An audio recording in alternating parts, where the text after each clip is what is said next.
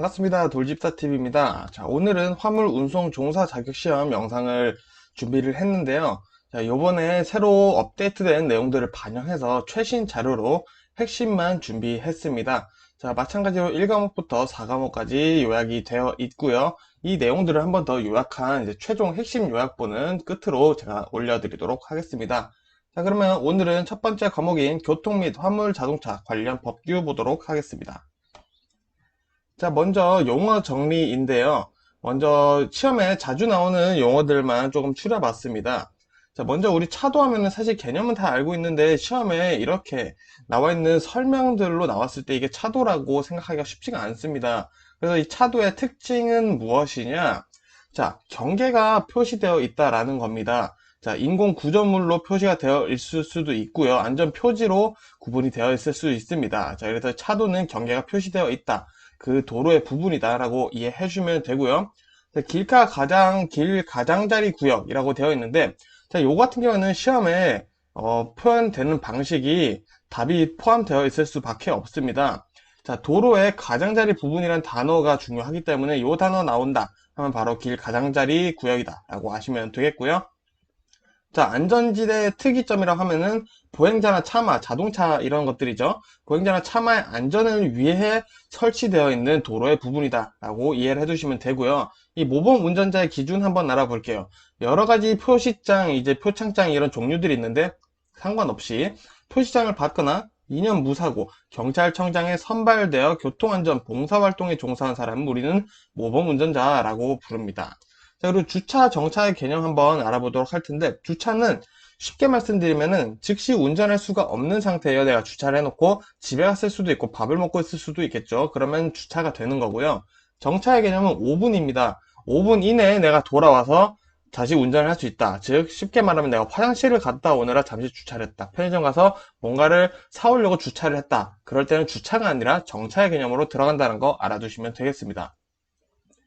자, 그리고 시험에 나오는 부분이 또 이제 적재 기준이 조금 나오는데 여기서 말이 굉장히 많죠. 중요한 거 한번 보도록 하겠습니다. 자, 화물 자동차의 적재 기준. 자, 적재 중량의 110%라니까 10%는 초과해도 되는 겁니다.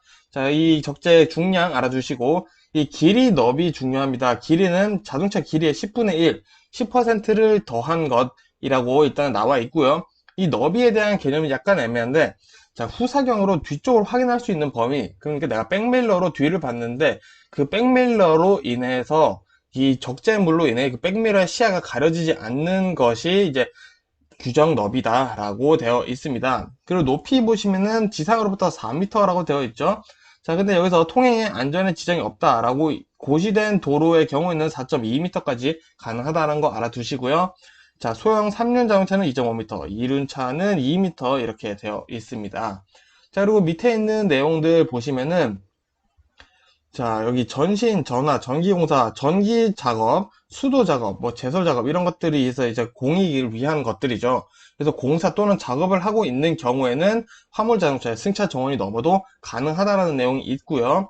그리고 분할할 수 없는 화물 자동차가 있습니다. 그래서 이런 것들, 물건이 너무 크고 무거운데 분할을 할 수가 없는 거예요. 이럴 때는 기준을 적용할 수가 없기 때문에 이럴 때는 중량을 초과해도 가능하다라는 거 알아두시면 되고요. 자, 그리고 안전기준을 넘는 화물의 적자 허가를 받은 경우에는, 자, 폭의 양 끝에 30cm에서 50cm 이상의 빨간 헝겊으로 된 표지를 꼭 달아야 합니다. 자, 요거 고속도로에서 운전하시면은 간혹 보실 수가 있고요. 자, 밤에 운행하는 경우에는 반짝반짝이는 반사체로 된 표지를 달아야 한다는 내용까지 알아두시면 되겠습니다. 자, 안전거리 볼게요. 자, 안전거리 요 내용 굉장히 중요합니다. 1과목뿐만 아니라 여러 과목에서도 자주 나온 내용인데 여기서 확실하게 잡아두시면 더 공부하실 필요는 없고요. 자, 먼저 공주거리, 제동거리 요 개념을 잘 잡아두셔야 되는데 공주거리는 내가 위험물을 인지하고 브레이크를 밟아서 제동이 시작되는 데까지 간 거리입니다. 그러니까 내가 앞에 장애물이다 하고 브레이크를 밟아야지 하고 브레이크에 발을 밟은 순간까지 이제 우리는 공주라고 얘기를 하고요. 자, 그럼 다음 브레이크를 밟았으니까 제동이 시작되겠죠. 그 제동이 시작되고 완전 정지, 차가 움직이지 않는 상태가 될 때까지의 상태를 제동이라고 얘기를 합니다. 그래서 이 공주와 제동을 합체하게 되면은 정지가 된다는 거 알아두시면 되겠습니다. 즉, 공주는 인지와 작동까지고 제동은 작동에서부터 정지까지가 이제 제동이다. 이 두 가지가 포함됐을 때는 우리 정지 시간 혹은 정지 거리라고 이야기를 한다는 거 확실하게 알아두시면 되겠습니다. 자, 그리고 운전에 필요한 신체 기준 보도록 하겠습니다. 자, 1종 면허와 2종 면허가 좀 다른데 1종 면허는 두 눈을 동시에 뜬 시력이 0.8, 쉽게 말해서 시력이 0.8 이상인 거고요. 두 눈이 각각 0.5 이상이어야 합니다. 다만 여기서 한쪽 눈을 보지 못하시는 분들이 계신데 그럴 때는 다른 쪽이 0.8 이상이고 수평 시야가 120도, 그리고 여기 수직 시야인데 오타가 있습니다. 수직 시야가 20도, 그리고 중심 시야가 20도 내에 암점 또는 반맹이 없는 경우에 이제 그 시력 검사를 통과하게 됩니다. 여기서 2종 운전면허 보시면은 0.5, 여기서는 다른 한쪽 눈을 못 보시는 경우는 0.6 이상이다 라고 해서 외워두시면 되겠습니다. 자, 청력까지 한번 보도록 하겠습니다. 청력은 55dB 이상의 소리를 들을 수 있어야 되고요. 보청기 사용하시는 분들은 40dB 이렇게 되어 있다는 거 알아두시면 되겠습니다. 자, 그리고 신체상, 정신상의 장애가 없을 것, 이것도 뭐 사실 당연한 이야기겠죠. 자, 그리고 여기 도로교통법령 보시면은 이제 등화에 대한 부분이 나옵니다. 자, 그럼 여기서 일단 시험 문제에 자주 나오는 것들만 좀 짚어 볼게요. 그래서 녹색하면은 어디든 갈 수 있다 라는 내용이 되겠죠. 여기서 황색의 등화가 되어 있을 때는 일단은 멈출 준비를 해라 라는 의미로 알고 있는데, 문제는 여기에요. 교차로에 내가 진입을 한 상태인데 황색이다. 그럼 멈춰야 하는가? 그렇지가 않고요. 그럴 때는 신속히 밖으로 진행해야 한다. 그래서 즉 황색이 켜졌을 때 교차로에 진입했는지 안 했는지에 따라서 꼬리 물기가 판명 난다라는 거 알아두시면 좋겠고요. 적색 등화 마찬가지로 멈추라는 얘기죠. 자, 근데 여기서 황색 등화의 전멸과 적색 등화의 전멸 차이가 있는데, 자, 조심해서 지나가라라는 얘기는 맞습니다. 다만 적색 빨간색으로 전멸되고 있는 신호등이 있을 때는 일단 일시정지가 기본적인 원칙이라는 거 알아두시면 좋겠습니다. 자, 그리고 이제 최고 속도 제한이죠. 자, 요거 시험에 자주 나옵니다. 자, 먼저 일반도로 먼저 볼게요. 편도 1차로에서는 60km가 최고 속도고요. 2차로 이상에서는 80km입니다. 자, 시험에는 뭐가 나오냐? 고속도로가 나오겠죠. 자, 고속도로는 일단 기본적으로 최저 80입니다. 편도 1차로에서는 80km 이상이고 최저 속도는 50km 이상이고요. 편도 2차로 여기서부터 좀 외워주셔야 되는데, 자, 편도 2차로 고속도로다. 그럼 매시 100km까지 가능합니다. 단 80km까지 가능한 친구들이 있는데, 자, 1.5톤 이상 화물 자동차, 특수 자동차, 위험물 자동차, 건설기계 이런 친구들은 최고 속도가 80으로 제한되어 있다라는 거 알아두시면 되고요. 최저 속도는 마찬가지 50입니다. 그리고 지정 고시된 노선, 그리고 그 구간의 고속도로, 그러니까 고속도로마다 다를 수도 있겠죠. 자, 근데 최고 속도가 지정되어 있는 곳에서는 매시 120까지 가능하고, 자, 90까지 가능한 거는 마찬가지로 1.5톤 이상하는 건설기계나 이제 화물자동차, 특수자동차 이런 것들이 되겠습니다. 최저속도는 마찬가지 50km고요. 자, 그리고 자동차 전용도로에서는 90km가 최고속도 제한이고 최저속도가 30으로 쭉 떨어진다는 거 요까지 알아두시면 되겠습니다. 자, 그러면은 이제 통행할 수 있는 차종 한번 알아보도록 할게요. 자, 고속도로 외에서 왼쪽 차로는 승용차 및 경형, 소형, 중형 승합 자동차, 오른쪽 차로는 대형 승합 자동차, 화물 자동차, 특수 자동차, 건설기계, 이륜 자동차, 원동 자동차 이렇게 되어 있는데, 자, 오른쪽 자동차 내용을 다 굳이 외우실 필요 없고 왼쪽 차로만 외우면은 나머지는 오른쪽 차로로 통행한다라고 외우시면 되겠죠. 그래서 왼쪽 차로만 외워두시는 게 좋고요. 자, 시험 문제에서는 고속도로가 좀 더 자주 나오겠죠. 자, 편도 2차로에서 1차로는 우리가 아는 것처럼 앞지르기가 가능합니다. 자, 그리고 교통량 부득이한 사정으로 80km 미만 주행 시에는 1차로가 가능하다. 자, 이게 무슨 말이냐? 차가 너무 막혀가지고 80km 미만으로 주행하고 있는 상황이에요. 그럴 때는 1차로로 앞지르기 상황이 아니더라도 누구든지 운전 가능하다라는 거 편도 2차로에서 가능하고요. 자, 편도 3차로도 1차로 마찬가지입니다. 편도 2차로와 같은 내용이 들어가 있고요. 그래서 왼쪽 차로, 편도 3차로면 이제 왼쪽 차로가 중간 차로가 될 건데, 자, 승용 자동차 및 경형, 소형, 중형, 승합 자동차. 보통의 자동차들은 이제 2차로로 달려라. 이런 얘기고, 이제 오른쪽 차로가 3차로가 되겠죠. 자, 그럴 때는 이제 대형 승합 자동차, 화물 자동차, 특수 자동차, 건설기, 이런 친구들이 가게 됩니다. 자, 이런 기준 알아두시고요. 자, 요것도 자주 나옵니다. 악천후 시 기상이 안 좋을 때 최고 속도에서 얼마나 감속을 해야 하는 기준. 알아두셔야 되는데, 자, 20% 감속되는 기준 볼게요. 비가 노면에 젖어 있는 경우, 그리고 눈이 20mm, 2cm 아래로 쌓인 경우에는 최고속도 20%를 감속해야 된다라고 되어 있고요. 자, 최고속도 절반, 50%를 감속해야 되는 경우는 폭우, 폭설, 안개 등으로 가시거리가 100m 이내인 경우는 최고속도를 절반으로 줄여야 된다. 그리고 노면이 얼어 있거나 눈이 2cm 이상 쌓인 경우는 최고속도를 50% 감속해야 한다라는 거 알아두시면 됩니다. 자, 그러니까 최고속도가 만일에 80km인 고속도로가 있는데, 자, 여기서 비가 내려서 노면이 젖어 있어요. 그러면 20% 감속이니까 16km를 감속해야겠죠. 자, 이렇게 계산하는 문제 나올 수도 있으니 염두해 두시고요. 자, 추가로 알아두실 거는 경찰청장이나 지방경찰청장이 속도 제한 표지로 최고속도를 정한 경우는, 자, 이 최고속도를 우선으로 따라서 주행한다라는 거 알아두시면 되겠습니다.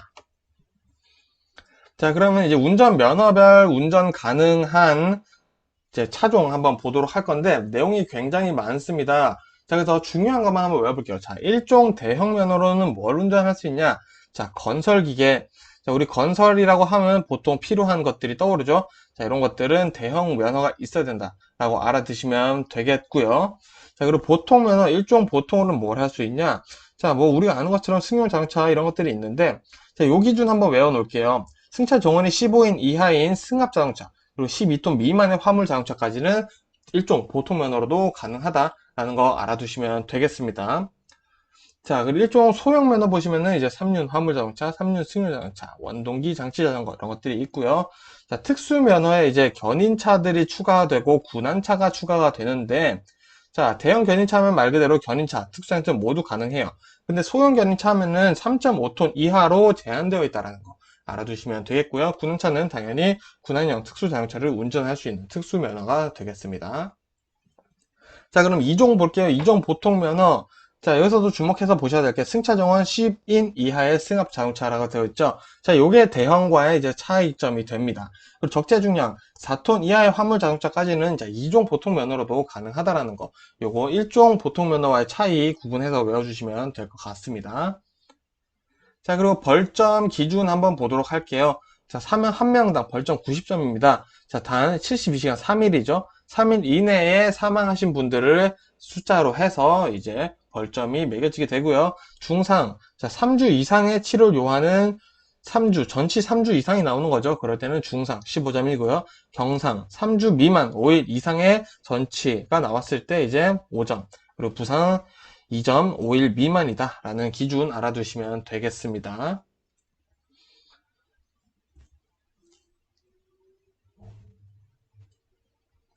자, 그러면 이제 도주사고 개념 한번 잡아보도록 할게요.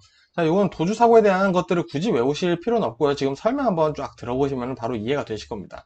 자, 먼저 도주사고가 되는 경우를 보면은 피해자를 방치, 거짓 진술, 바꿔치기, 연락처를 거짓으로 남긴 경우, 피해자를 후속만 하고 간 경우, 그리고 쌍방 과실의 경우 과실이 적은 차량이 도주한 경우, 의사를 잘 표현하지 못한 어린 피해자가 괜찮다 해서 조치 없이 간 경우라고 되어 있는데 조금 의아한 거 있죠? 아니, 피해자가 괜찮다고 했는데 이게 왜 도주사고가 되냐? 자, 그래서 굉장히 중요하다. 그래서 중요한 거는 후속 조치라는 겁니다. 후속 조치와 연락처를 남기는 것이 도주사고의 판단이 된다라고 일단 알아두시면 되고요.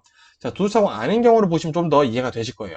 자, 피해자의 부상이 없거나 경미해서 연락처만 제공했어요. 아, 이거는 후속 조치의 개념 중에서 후속 조치를 할 필요가 없을 만큼의 경미한 부상인 거죠. 그래서 연락처를 제공했다라는 게 중요하고요. 그리고 후속 조치를 타인에게 부탁해도 됩니다. 그 얘기를 하고 있는 거고, 사고치를 위임하고 동료가 사고 처리를 했어요. 뿐만 아니라 경찰에게 위임을 해도 요거는 도주사고가 아닌 경우로 됩니다.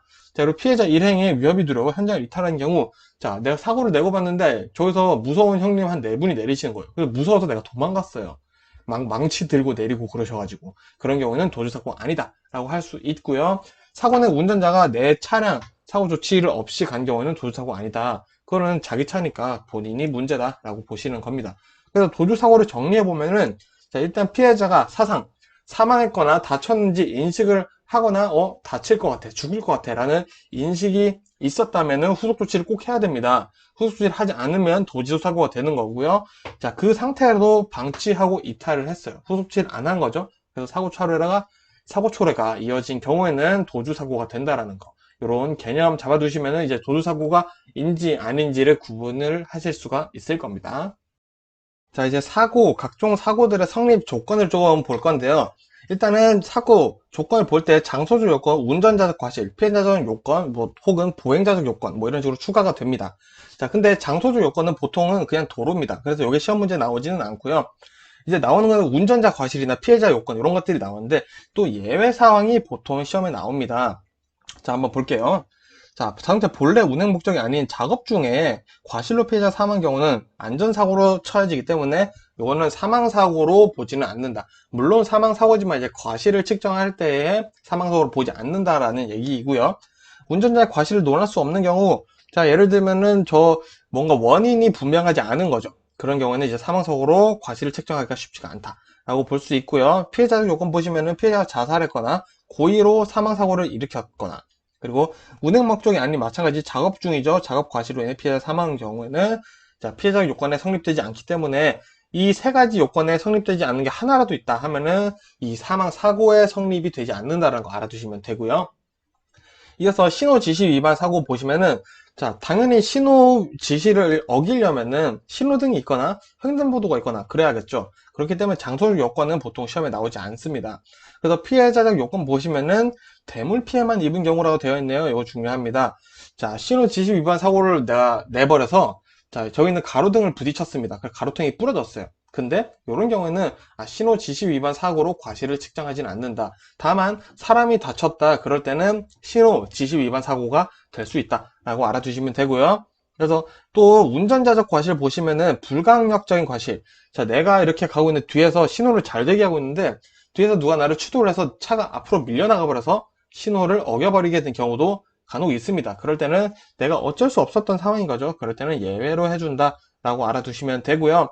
자, 시설물 설치 요건 들어가는 게 두 가지가 있는데 그 중에 하나가 신호 지시 위반 사고 성립 요건이에요. 자, 아파트 단지 내 특정 구역 내부의 소통과 안전을 목적으로 자체적으로 설치된 경우는 제외한다. 즉, 우리 아파트에서 왼쪽으로 가세요. 혹은 백화점에서 오른쪽으로 가세요. 라고 되어 있는 경우에서 내가 어겨서 사고가 난 경우에는 신호 지시 위반 사고로는 되지 않는다. 법적인 문제는 아니다. 과실은 잡히지 않는다. 라고 알아두시면 되고요. 자, 중앙선 침범도 마찬가지입니다. 자, 전에 보셨던 내용, 운전자적 과실, 시설물 설치 요건 보시면은 똑같죠. 피해자적 요건도 보시면은 대물 피해만 입은 경우에는 중앙선 침범 사고로 보지 않는다라는 거 알아두시면 되겠습니다. 자, 그리고 과속사고 성립 요건 내용이 굉장히 많습니다. 자, 요거는 쉽게 볼게요. 시험에는 뭐가 나오냐? 20km, 요 숫자가 나옵니다. 자, 과속사고는 뭐다? 20km를 초과했는지, 안 했는지의 기준에 입각한다라고 알아두시면 되고요. 또 마찬가지 대물 피해만 입힌 경우에는 자, 과속사고로 보통 과실을 측정하지 않는다라는 것까지 알아두시면 되겠습니다. 자, 그리고 어린이 보호구역 내 어린이 보호 의무 위반 사고인데, 자, 이것도 마찬가지예요. 자, 어린이 보호구역에서 보호 의무 위반 사고 나려면 당연히 어린이 보호구역인 곳에서 사고가 났어야겠죠. 그리고 피해자가 어린이가 상해를 입은 경우, 그리고 운전자가 어린이에게 상해를 입힌 경우겠죠. 그래서 어른이 다친 경우에는 어린이 보호구역 내에서 사고가 나더라도 보호 의무 위반 사고가 당연히 안 된다는 거 알아두시면 되고요.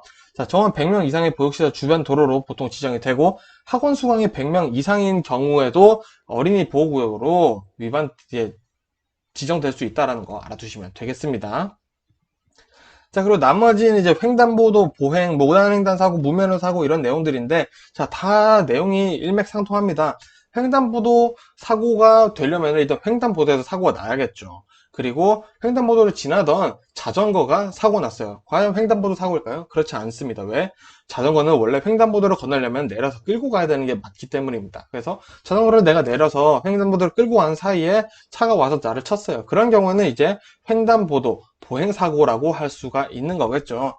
자, 무단횡단도 마찬가지. 자, 횡단보도에서 사고가 나야지 이제 무단횡단 사고가 된다. 그래서 보호 의무 위반이 되고 안 되고는 횡단보도에서 일어났는지 안 일어났는지가 일단은 중요시 된다는 거 알아두시면 되고, 무면허 사고도 면허가 있어야지 무면허 사고 되겠죠. 물론 면허가 없는 상태에서 일어나는 것도 무면허 사고가 되겠죠.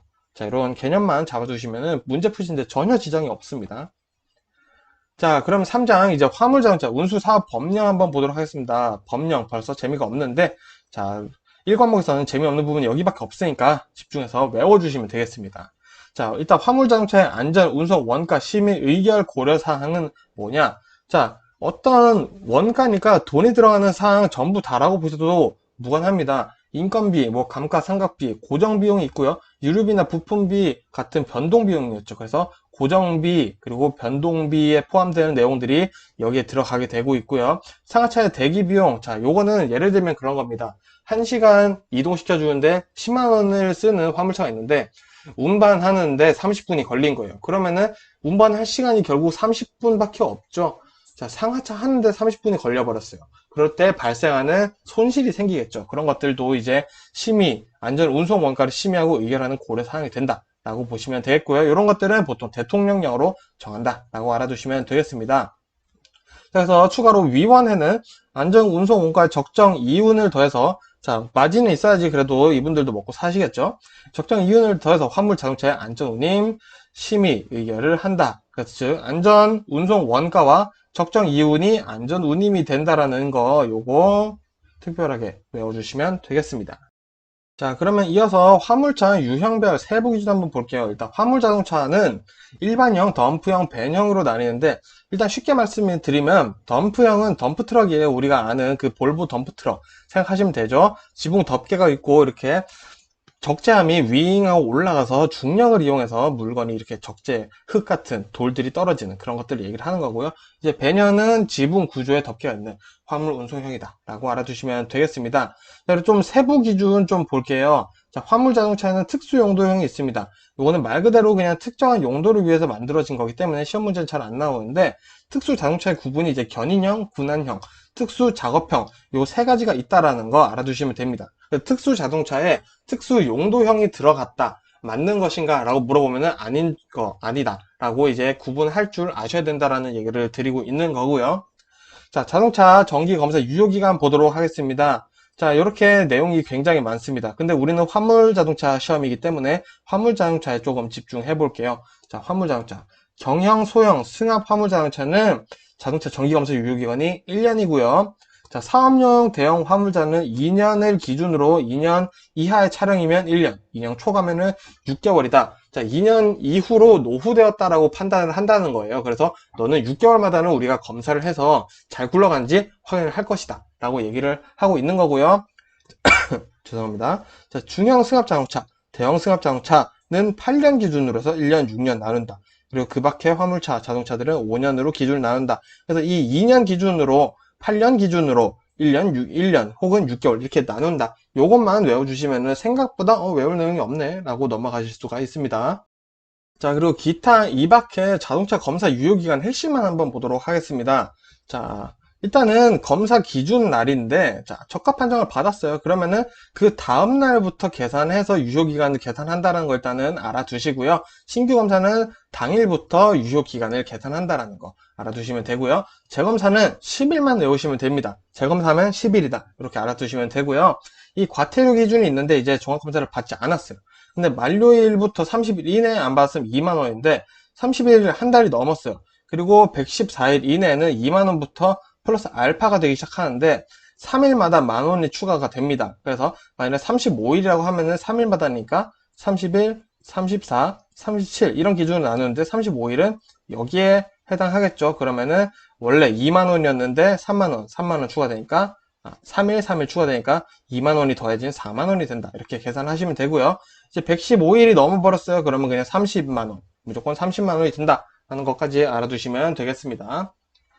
자, 그리고 화물자동차 운수사업 법령에 규정하는 운수종사자의 준수사항, 자, 보도록 하겠습니다. 자, 부당한 운임 요금 받으면 안 되고요. 정당한 사유 없이 화물 운송 거부하면 안 되고요. 정당한 사유 없이 화물을 중도 하차시키면 안 됩니다. 중도 하차 안 되고요. 화물 운송 거부 안 되고요. 그리고 정당한 운임 요금을 부당한 운임 요금을 이제 요구하면 안 된다라는 거 3개 알아두시면 되고요. 자, 그리고 화물자동차 운송 사업의 허가 사항 변경 신고의 대상 한번 볼게요. 자, 상호 변경했을 때, 그리고 대표자 변경됐을 때, 이건 법인의 경우고요. 화물 취급소의 설치 또는 폐지, 그리고 화물 자동차의 대폐차, 그리고 주사무소 영업소 및 화물 취급소 이전했을 때는 제 운송 사업이 변경됐습니다 하고 허가사항 변경 신고를 해야 된다라는 거, 요거 정도는 알아두셔야 됩니다.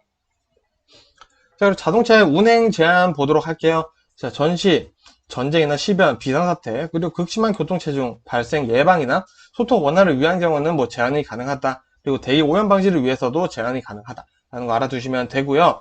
임시 운행 허가는 국토교통부 장관이나 시도지사에게 받을 수 있다. 자, 그래서 한 명에게만 신청할 수 있는 게 아니죠. 이것도 알아두시면 됩니다. 그리고 자동차의 검사 종류는 신규, 정기, 튜닝, 임시, 수리검사 이런 것들이 있다라는 거 간단히 알아두시면 되겠네요. 자, 그리고 자가용 화물자동차를 사업용 화물자동차로 변경을 할 수가 있는데 누구한테 신고를 해야 되냐? 자, 시도지사에게 신고를 해야 됩니다. 그래서 자, 보시다 보니까 시도지사가 많이 나오죠. 정말 모르겠다, 에라 모르겠다고 찍을 때는 시도지사로 찍는 게 좋습니다. 그래서 시도지사라고 하면 뭐 서울특별시장 뭐 이런 식으로 표현이 될 수도 있으니까 염두에서 알아두시고요. 자, 자가용 화물자동차로는 원래는 운송을 하면 안 되는데 허가하는 경우가 있어요. 자, 긴급히 필요한 상황, 천재지변, 비상사태로, 그리고 사업용 화물자동차나 철도가 불가용, 쓸 수 없는 상황이거나 영농조합법인 무시하셔도 되고요. 사업을 위하여 화물자동차를 직접 소유하거나 운영하고 있는 경우에는 자가용 화물자동차로 수익 사업을 해도 된다라는 거 알아두시면 되겠고요.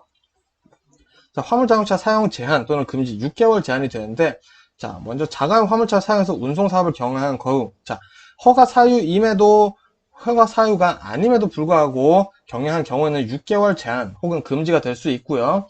자, 유상 운송 허가 사유에 해당되는 경우이지만 화물자동차를 유상으로 운송에 제공하거나 임대한 경우는 안 된다. 즉 본인이 직접 하는 건 되는데 임대를 하거나 제공한 경우는 안 된다는 거 알아두셔야 됩니다. 자, 그리고 다들 뭐 운전 적성 검밀 검사를 받으셨겠지만 신규 검사, 특별 검사, 자격 유지 검사 있다는 거 알아두시고 신규 검사는 3년 지난 후 재취업하시는 경우는 또 해야 되고요. 특별 검사는 중상이나 사고, 음주운전 이런 것들을 낸 사람들, 그리고 행정처분 점수가 81점 넘는 사람들, 그리고 자격 유지 검사는 65세에서 70세 미만, 그리고 70세 이상, 즉 65세 이상이신 분들은 자격 유지 검사를 받아야 한다는 거 알아두시면 되겠습니다. 자, 자동차 말소 등록 사유 간간히 시험에 나오기 때문에 보셔야 되는데, 자, 일단은 반품된 경우, 차량이 초과된 경우, 그리고 수출하는 경우, 그리고 연구 목적의 경우, 그리고 본래 기능 회복할 수 없거나 멸실된 경우, 자, 폐차하는 경우겠죠. 자, 이런 경우에는 이제 말소 등록을 꼭 해야 된다. 자, 그럼 말소 등록은 언제 해야 되냐? 이 사유를 발생한 경우, 혹은 이 사유를 내가 알게 된 날로부터 1개월입니다. 그리고 번호판 봉인은 시도지사가 한다. 역시나 시도지사가 하는 게 많습니다. 자, 과징금의 용도 한번 보도록 하겠습니다. 과징금의 용도. 자, 우리가 과태료 이런 거 뭐 잘못하고 하면 이런 거 다 모아서 어디다 쓰냐 이거죠. 그래서 시험에 자주 나옵니다. 자, 먼저 벽지 노선, 수익성이 없는 노선, 대통령 노선은 이제 손실의 보전 이런 것들 이제 이용을 하고요. 그리고 운수 종사자의 양성이나 교육, 그리고 자질 향상을 위한 지도, 업무 이런 것들을 수행하는데 이제 교육하시는 분들도 계실 거고 그 시설의 관리 비용도 있겠죠. 그런데 과징금을 사용을 하고 있고 터미널 건설하는데 사용을 한다. 터미널 정비 확충하는데 과징금을 많이 사용하고 있다라는 거 특이한 거 하나 있죠. 그리고 이 밖에 여기 자동차 화물 운수 사업 마찬가지고요. 경영 개선 그리고 운수 사업 발전을 위하여 필요한 사업에 과징금을 사용을 하고 있다라고 이렇게 정리를 해두시면 되겠습니다. 자, 조금만 더 참으시면 됩니다. 재미없는 내용들이 거의 끝나갑니다. 자, 화물의 기준 한번 볼게요. 이번에는 화물이란 건 폭발성, 인화성, 부식성 물품, 혐오감 주는 물품, 동물, 그리고 악취가 나는 수산물이라고 일단은 기본적으로 되어 있고 합한 강목, 그리고 기계, 기구류 뭐 이런 것들이 되겠죠. 자, 그래서 특이한 거는 뭐냐? 화주 한 명당 화물의 중량이 20kg 이상이거나 용적이 4만 세제곱미터 이상인 건데 이거는 사람 한 명이 이제 20kg를 드는 이상이어야 된다라는 기준에서 이제 화물이 된다라고 보시면 되겠습니다. 자, 그리고 운송 약관 간단하게 보시면은 자, 순서를 볼게요. 운송 약관을 신고하고 할 때는 운송 약관 신고서를 관청에 제출을 합니다. 자, 그러면은 운송 사업자가 그 약관 신고서를 받았죠. 그럼 그거를 운송 약관을 정해서 이제 국토교통부 장관에게 신고를 하게 됩니다. 그리고 이 운송 약관에는 손해배상이나 면책에 관한 사항이 기재되어야 한다라는 거 핵심이니까 알아두시면 되겠습니다. 자, 끝으로 이제 대기환경보전법령 알아보고 넘어가도록 하겠습니다. 자, 내용이 많은데 시험에는 요게 자주 나와요. 자, 세 가지 목적. 이 대기환경보전법령의 목적이 뭐냐? 첫 번째 예방, 국민 건강, 환경 오염 예방이고요. 관리, 대기 환경이나 지속 가능한 관리와 보전을 하기 위한 목적이 있고, 건강, 모든 국민이 건강하고 쾌적한 환경에서 생활할 수 있게 대기 환경 보전 법령을 정했다라고 알아두시면 되겠고요. 그래서 시험에 나오는 관련 용어들을 한번 뽑아볼게요. 대기 오염 물질, 자, 대기 오염의 원인이 되는 가스나 입자상 물질, 이런 거 잘 봐주시면 되고요. 가스는 자, 기체상 물질, 물질이 연소나 합성, 분해되면서 발생하는 기체상 물질입니다. 자, 그리고 매연은 연소할 때 생기는 건데, 자, 입자상 물질이네요. 즉, 고체라는 얘기죠. 자, 검댕도 마찬가지로 고체입니다. 자, 그래서 요거는 이제 유리탄소가 둘 다 유리탄소로 되는데, 그래서 검댕은 응결돼서 뭉쳐서 생기는 것이다. 라고 요 검댕을 외워두신 게 조금 차이 구별하시는데 편하실 거고요. 자, 저공해 자동차는 뭐냐? 대기오염 배출이 없거나 배출 허용 기준이 적은 차를 우린 저공해 자동차라고 얘기를 합니다. 그리고 공회전 제한 장치는 자, 차에서 배출되는 대기오염 물질이 너무 많아서 자, 그 물질을 줄이기 위해서 연료를 절약하기 위해서 자동차에 부착하는 장치를 공회전 제한 장치다 라고 얘기를 합니다. 그래서 저공해 자동차로 이제 전환 개조 명령을 할 수가 있는데 요거를 안 했을 경우에는 300만 원 이하의 과태료가 나온다는 것까지 알아두시면 되겠습니다.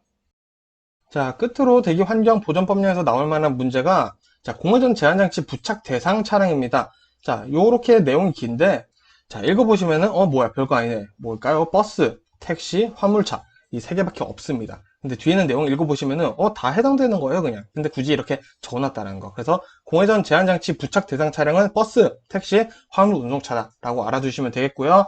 자, 추가로 원동기 가동 제한 위반 시 처벌은 1차, 2차, 3차 나눠지는데 전부 다 과태료는 5만 원이다 라고 알아두시면 되겠고요. 자, 그럼 이 공회전 제한 장치를 누가 부착하라고 명령을 하냐? 마찬가지로 시도지사가 명령을 한다는 거 알아두시면 되겠습니다. 자, 그래서 1과목에서 나올 수 있는 내용들 최신 버전으로 제가 조사를 해서 다 업데이트 시켜 놓은 거고요. 자, 그래서 1과목에 여기 있는 내용들 정도로만 공부를 하시고 충분히 숙지를 했다라고 하신 상태에서 시험을 보러 가셔도 전혀 무관하다라는 거 말씀드리면서 오늘 영상은 여기서 마치도록 하겠습니다. 감사합니다. 반갑습니다. 돌집사TV입니다. 자, 오늘은 화물 운송 종사 자격시험 최신 자료로 핵심 공부하기 2과목 화물 취급 요령 한번 해보도록 하겠습니다. 바로 시작할게요. 자, 먼저 1장은 개요인데 내용이 거의 시험에 나올 내용도 없고 굉장히 짧아서 생략됐습니다. 그리고 제 2장부터 시작하는데 운송장 작성과 화물 포장으로 시작하겠습니다. 자, 먼저 조금 상식적인 내용들이 조금 나와서 쉬운 파트라고 할 수 있는데 자, 화물 취급 시 주의사항 이런 내용들이 있습니다. 자, 일단은 한번 읽어볼게요. 화물 적재 시 차량 적재함 가운데부터 좌우로 적재한다. 자, 근데 이것도 생각해보면은 가운데부터 쌓아 올려야지 조금 더 차곡차곡 쌓을 수 있는 그런 노하우가 담겨 있다라는 걸 알 수가 있습니다. 자, 그리고 적재함 아래쪽부터 무거운 중량부터 적재를 한다. 자, 무거운 물건 늘 아래쪽부터 실어야 된다는 게 어떻게 보면 기본이겠죠. 자, 운행 중 화물의 쏠림을 방지하기 위해 위부부터 바닥까지 평평하게 메워야 한다. 당연히 울퉁불퉁하면 안 되겠죠.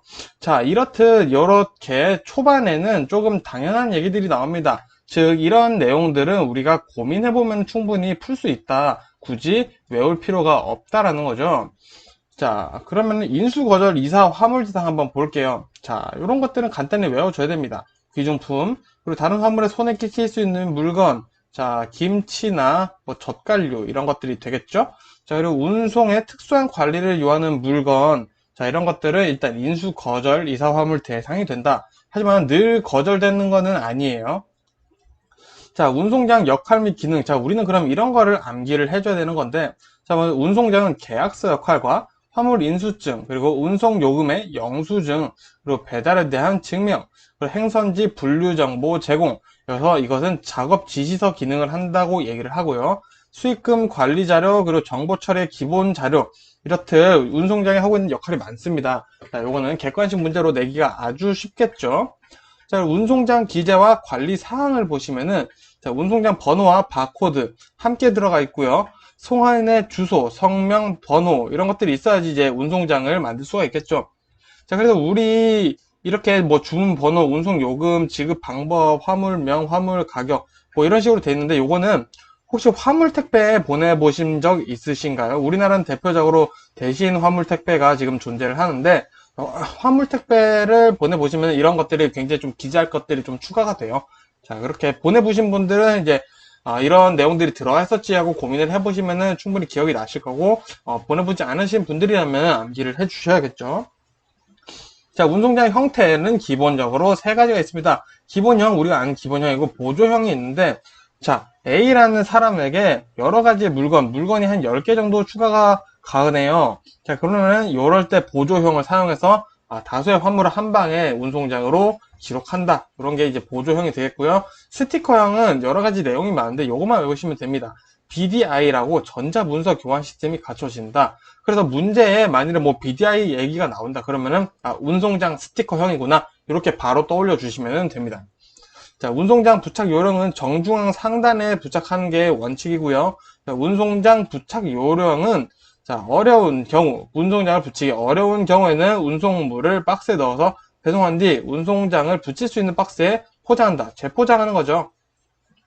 자, 어쨌든 운송장은 꼭 붙여야 한다. 붙일 수 없는 형태라면은 재포장을 해서 그 박스에다가 운송장을 붙여서 배송을 하게 된다라는 내용입니다. 자, 그리고 포장 시 유의사항도 보시면은 자, 내용이 굉장히 지금 많아 보이는데 핵심만 볼게요. 가구류의 경우 면책 확인서를 받아야 하고요. 박스 손상으로 인해 내용물의 유실 또는 파손 가능성이 있을 때 포장을 강화해야겠고요. 비나 눈, 악천 후에요. 그럴 때는 비닐 포장, 외장 포장이라고 하죠. 비닐 포장을 하게 되겠고요. 자, 서류나 부피, 작은 물건들은 작은 박스에 넣어서 포장해서 집할한다. 라는 요 개념 한번 읽어보시면 충분히 이해가 되실 거고요. 포장의 개념은 개장은 말 그대로 개, 한 개, 할 때 그 개입니다. 그래서 각각 낱개 포장, 단위 포장이라 얘기를 하고요. 내장, 외장 차이가 약간 그 습기, 그리고 비가 새지 않게 이렇게 하는 게 기능은 비슷한데, 자, 내장은 일단은 내부에 습기, 충격들을 방지하기 위해서 내부에 하는 포장이고요. 외장은 겉에다가 하는 포장입니다. 그래서 기본적으로 뭔가를 내부 포장물, 내부에 있는 수화물을 보호해 주려고 하는 거긴 한데, 이제 안쪽이 아니야, 밖에 아니야, 그 차이밖에 없다라고 알아두시면 되겠습니다. 자, 그리고 포장의 기능 이어서 좀 보시면은 보호 가능하겠죠? 그리고 포장을 하면서 이게 어떤 물건인지 표시도 될 거고요. 이게 상품성으로 가치가 좀 보호가 되니까 상품성도 띌 수 있겠고요. 그리고 또 운반하기 편리합니다. 그리고 효율적이고요. 그리고 판매에 좀 뭔가 이쁘고 하니까 판매 촉진성인 기능도 있다라는 거 또 읽어보시고 생각해보시면 그럴 만하죠. 자, 그리고 포장 재료의 특성에 따른 분류가 있는데 유연 포장과 강성 포장은 기본적으로 반대의 개념을 가지고 있고요. 반강성 개념은 이제 유연 포장과 강성 포장을 합친 개념입니다. 이 정도만 알아두셔도 충분히 문제를 푸실 수 있고요. 자, 포장 방법별 분류 보겠습니다. 좀 집중해서 볼게요. 죄송합니다. 자, 방수포장. 방수포를 외부에 설치합니다. 물이 침투하는 것 자체를 방치하는 게 방수포장이고요. 자, 방습포장이란 뭐냐? 습기를 방지하는 거예요. 그래서 방수포를 내부에 설치해서 이 안에 있는 내부, 흙이나 사료 이런 것들이 건조할 수 있도록 해주는 게 방습포장이라는 거, 요 차이 잘 알아두시면 일단 좋고요. 방청포장, 방청은 녹에 쓰이지 않게 하는 거죠. 자, 완충포장, 외부의 힘이 내부에 가해지지 않게 두텁게 포장을 하는 겁니다. 진공포장은 내용물의 활성 방지나 내용물 보호를 하는 게 목적이에요. 이 공기가 접촉됐을 때 뭔가 화학 반응이 일어날 수 있는 물건이라던가 이런 경우는 진공포장, 또 그리고 음식 같은 경우 진공포장 많이 하죠. 자, 압축포장은 압축포장과 진공포장 조금 헷갈리실 수 있는데 압축포장은 내용물의 부피를 줄이는 것이 궁극적인 목표입니다.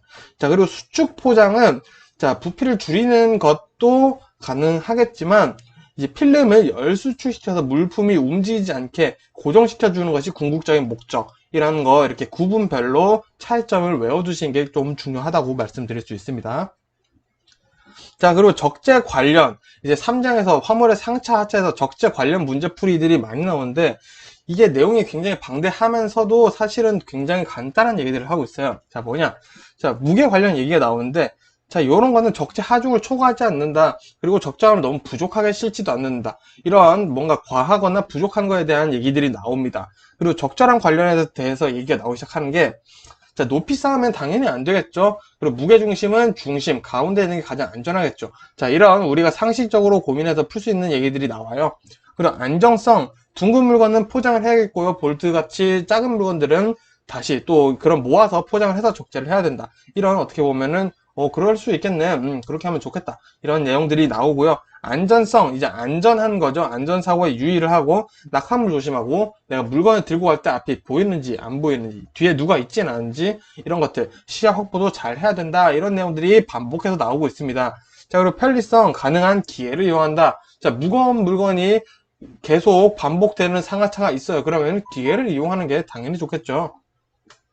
자, 그리고 수작업, 기계작업 기준이 있습니다. 자, 요거는 우리가 수작업, 우리가 직접, 사람이 직접 하는 거죠. 두뇌 작업, 뭔가 이거는 여기다 놔야 되고, 이렇게 생긴 건 저기다 놔야 되고, 이렇게 상태가 너무 안 좋은 것 같은데, 이런 판단은 기계가 할 수 없겠죠. 그런 작업들은 이제 사람이 수작업을 해야 되고, 소량 취급이나 불규칙적인 형태 화물 작업할 때는 수작업이 좋습니다. 근데 기계 작업 같은 경우, 단순 작업이거나, 표준화되어 있어요. 박스의 크기가 일정하거나, 그런 표준화된 화물 작업하거나, 중량물, 무거운 작업을 할 때는 기계 작업이 옳다라는 거 문제에서 나올 수도 있습니다.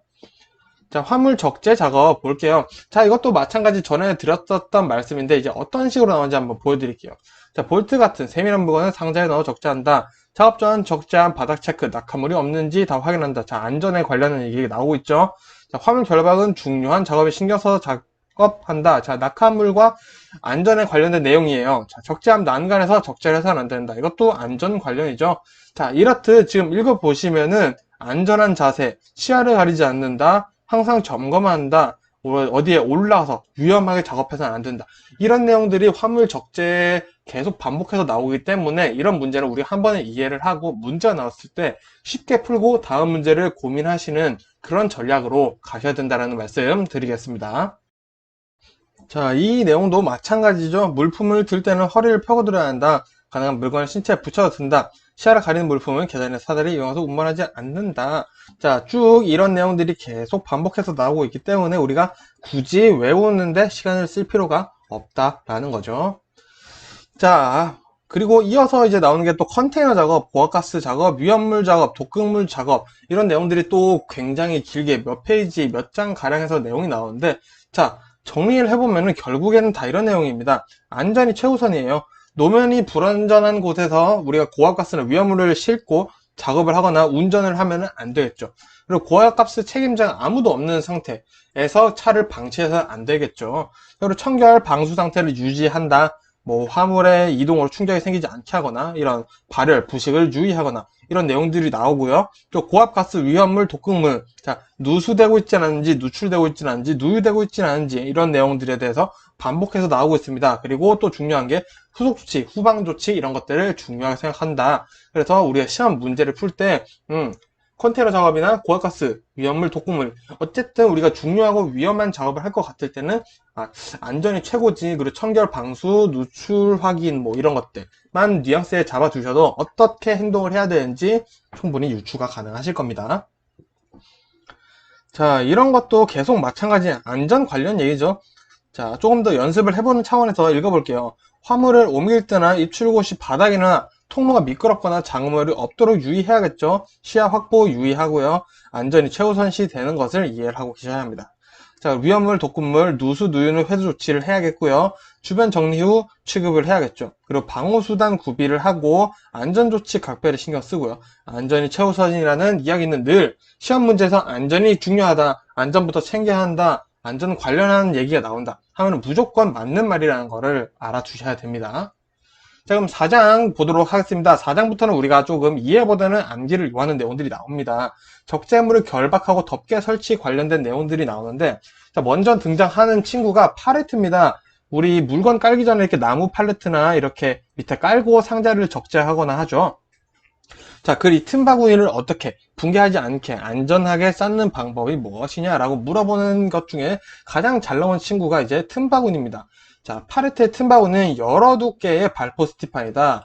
자, 여기서 시험 문제가 어떻게 나오냐면은 틈바구니는 일정한 두께의 발포 스티판을 이용하여 없앤다. 자, 여기서 발포 스티판만 외우셨던 분이라면은 틀리실 수 있겠죠. 그래서 여러 두께의 발포 스티판을 이렇게 껴서 맞춘다 라고 알아두시면 되고요. 팔레트가 얽히지 않게 차이에는 합판을 넣기도 하고요. 팔레트 틈은 또 에어백을 사용해서 없애기도 합니다. 그래서 팔레트의 틈, 붕괴 방지를 할 때 어떤 것들이 사용되는지 구체적으로 외워두시는 게 좀 중요하고요.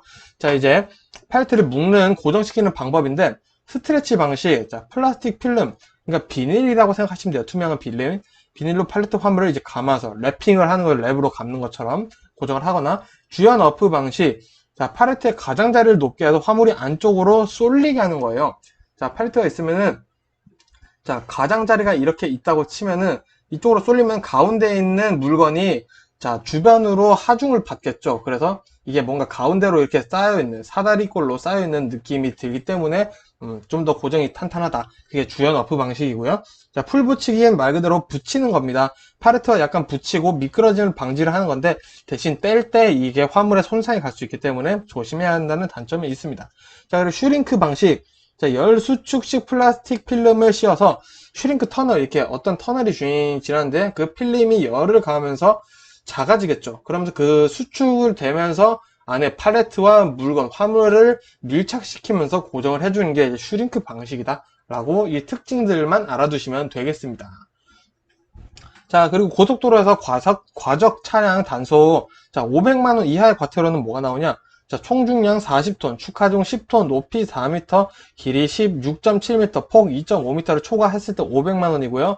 운행 제한을 위반하거나 지시한 사람, 그리고 운행 제한 위반 관리를 제대로 안 한 사람은 500만원 이하의 과태료가 나옵니다. 자, 그리고 1년 이하의 징역이나 1000만원 이하의 벌금 볼게요. 적재 측정 관련이죠. 자, 이런 거 뒤에 보실 필요 없습니다. 1년 이하의 징역이나 1천만원 이하 벌금 과적은 뭐다? 적재 측정 관련이다. 자, 적재 측정에 불응했어요. 그러면 무조건 1000만원이죠. 측정하려는데 갑자기 막 딴 데 가 있고 막 시동도 안 거 차 안 움직이고 막 방해를 하죠. 그래도 1000만원이에요. 적재량 측정을 불가능하게 하거나 뭔가 관련된 거를 협조를 하지 않으면 무조건 1000만원 이하의 벌금이다 라는 거 알아두시면 좋겠습니다. 자, 그럼 이제 5장에 또 운행 요령 이어서 좀 보도록 할 건데요. 자, 여기서도 자, 일단은 조금 상식적인 내용들이 나옵니다. 자, 규정 속도 준수 당연히 해야겠죠. 비포장 도로에선 서행하고 정량 적재를 준수해야 합니다. 이거 적재를 너무 많이 해서 일어나는 사고들이 우리나라에 정말 많이 일어나고 있기 때문에 이거는 강력하게 처벌받고 있다는 점 꼭 알아두시고요. 자, 위험 노출을 최대한 줄이는 게 결국 중요합니다. 그래서 운전자의 운전 컨디션도 마찬가지로 중요시하거나 미끄럼, 안전사고 점검에 대해서 중요시하고 있는 내용들이 나올 때는 이거는 맞는 내용이다 라는 거를 시험 문제 푸실 때 머릿속에 담아 두시면은 문제를 푸시는데 전혀 어려움이 없으실 겁니다. 자, 그리고 과적은 제동거리를 증가시킨다는 거 알아두시고요. 상차, 하차, 전, 후는 시동이 반드시 꺼져 있어야겠죠. 자, 그리고 상차 전에는 배차 지시를 받고요. 상차지 도착지 통보를 받고 중량을 체크를 하고 출발합니다. 그리고 상차를 했어요. 자, 안전하게 실었는지 확인하고 이제 손해와 봉인번호로 체크하는 단계가 있습니다. 그리고 상차를 한 다음에 이제 어디로 갈지 한번 다시 확인해야겠죠. 그리고 게이트 물건이 나오는 그 게이트 입구에서 전산 정리를 한다는 거, 요거를 좀 알아두시면 좋을 것 같습니다. 자, 그럼 고속도로에서 이제 어떻게 되는지 좀 볼게요. 자, 고속도로 제한 차량이 시험 문제 잔골로 등장합니다. 자, 축하중은 10톤이고요. 총 중량 40톤입니다. 요 숫자 자주 나오니까 외워두시고요. 길이는 16.7 초과하시면 안 되고, 폭은 2.5m. 일관문서도 내용이 나왔죠. 높이는 4m 초과하시면 안 되지만 안전하다고 판단된 경우는 4.2m까지는 가능하다라는 거 꼭 알아두시고요. 모래, 흙, 자갈 이런 것들이 있으면 덮개가 있어야 되고요. 적재물, 파손품, 낙하의 우려 차량은 고속도로 제한할 수 있습니다. 그리고 저속 차량 운행 속도가 50km밖에 안 나와요. 자, 최저 속도 제한이 고속도로는 보통 50km죠. 그렇기 때문에 50km 안 나온 차량은 고속도로를 운행할 수 없습니다. 국도로 다녀야겠죠. 자, 그리고 비가 많이 오고 눈이 많이 쌓였어요. 그럴 때는 카고 차량이나 트레일러 차량은 고속도로를 탈 수가 없다는 거 꼭 알아두시길 바랍니다. 자, 그러면 이제 6장에서 화물의 인수, 인계, 요령 이런 거 나오는데 이제 사고별 대처 방법이 시험에 자주 나옵니다. 자, 먼저 파손 사고의 원인과 대책을 보시면은 쉽게 말해서 무분별한 적재가 일단 가장 많습니다. 아니면 던지거나 그런다고 얘기를 많이 하죠. 그리고 집합시 화물의 포장 불량인 것도 이유가 많아요. 상하차시 이렇게 던지면서 상하차를 할 때도 파손 사고 되겠죠. 그래서 이런 것들의 대책은 일단 집합시 고객한테 이게 어떤 건지 그 포장 상태를 잘 확인을 하는 게 중요하겠죠. 그리고 가깝거나 가벼운 거리라도 함부로 취급해서는 안 되고요.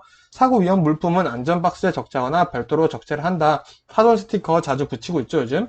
자, 충격이 약한 화물일수록 예외 상황, 유의 상황 이런 것들을 표기하고 보강 포장을 한다라는 대책으로 파손 사고를 이제 줄일 수 있겠죠.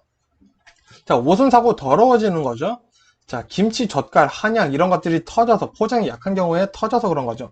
그래서 대책으로 안전박스 적재를 한다는 게 가장 중요하고요. 중량물은 하단에, 경량물은 상단에 해서 적재, 기본 적재 규정을 지킨다 라고 보시면 되고요. 분실 사고도 종종 일어납니다. 자, 차량을 이석할 때 차량 내 화물이 도난됩니다. 자, 택배 잠시 문 열어놓고 택배 갖다 놓고 왔는데 택배들이 사라져 있어요. 누가 훔쳐간 거죠. 자, 화물 적재 시 인수자 확인이 부실한 경우 배달을 했는데 얘가 알고 봤더니 자기 것도 아니면서 배달 받았다 하고 그냥 가버렸네요. 그럴 수도 있다라는 거죠. 송장에 2개 부착돼서 화물이 집화된 경우도 분실사고의 원인이 된다. 그래서 대책으로는 운송장, 화물 수량을 철저히 확인하고 이석할 때 내가 시건장치를 꼭 잠그고 배달을 한다라는 게 중요하고요. 인수자 확인할 때 인수자가 직접 설명하게 하는 것이 분실사고를 방지하는 데 가장 중요하다라고 얘기를 하고 있습니다. 자, 이어서 7장 볼게요. 7장도 마찬가지로 조금 암기가 필요한 파트입니다. 자, 일단 화물자동차 기본적으로 일반형, 덤프형, 밴형이 있습니다. 거기서 이 과목에서는 추가로 특수용도형이라고 추가가 되어 있는데, 자, 1, 2, 3번은 우리 1과목에서 다뤘었죠. 특수용도형은 이 1, 2, 3번에 해당하지, 어느 곳에도 해당하지 않는 특정한 용도를 위한 구조를 우리는 특수용도형이라고 부릅니다. 자, 그러면 여기서 특수용도형이랑 특수자동차랑은 굉장히 다릅니다. 자, 특수자동차에는 뭐가 있냐? 견인형, 군한형, 특수작업형, 이것도 마찬가지 1과목에 다뤘었죠? 한 번 더 짚고 넘어가도록 하겠습니다. 자, 화물자동차의 호칭 보도록 할게요. 보니 트럭, 덮개가 운전실 앞쪽에 나와 있는 트럭, 캡 오버 엔진 트럭, 원동기의 전부 또는 대부분이 운전실 아래쪽에 있는 트럭, 밴, 상자형 화물실을 가지고 있는 거 이제 밴형이라고 얘기를 하죠. 자, 그리고 픽업 트럭이라고도 얘기하죠. 화물실에 지붕이 없어요. 그리고 옆판이 운전대와 일체로 되어 있는 거 우리는 픽업이라고 얘기를 합니다. 자, 특수자동차, 소방차, 레커차, 냉동차, 트럭, 크레인 이런 것들이 있고요. 자, 냉장차, 냉장 설비를 갖추고 있는 특수용도 자동차, 마트에서 배달 차량 요즘 많이 볼 수 있죠. 탱크차, 탱크 모양 용기와 펌프를 갖춘 특수 장비차인데 쉽게 말해서 액체 수송이에요. 요즘 뭐 기름이 들어갈 수도 있고 우리 뭐 휘발유가 들어갈 수도 있죠. 그런 차들을 우리는 탱크차라고 부르고요. 자, 그 운전하는 전쟁할 때 쓰는 탱크가 아닙니다.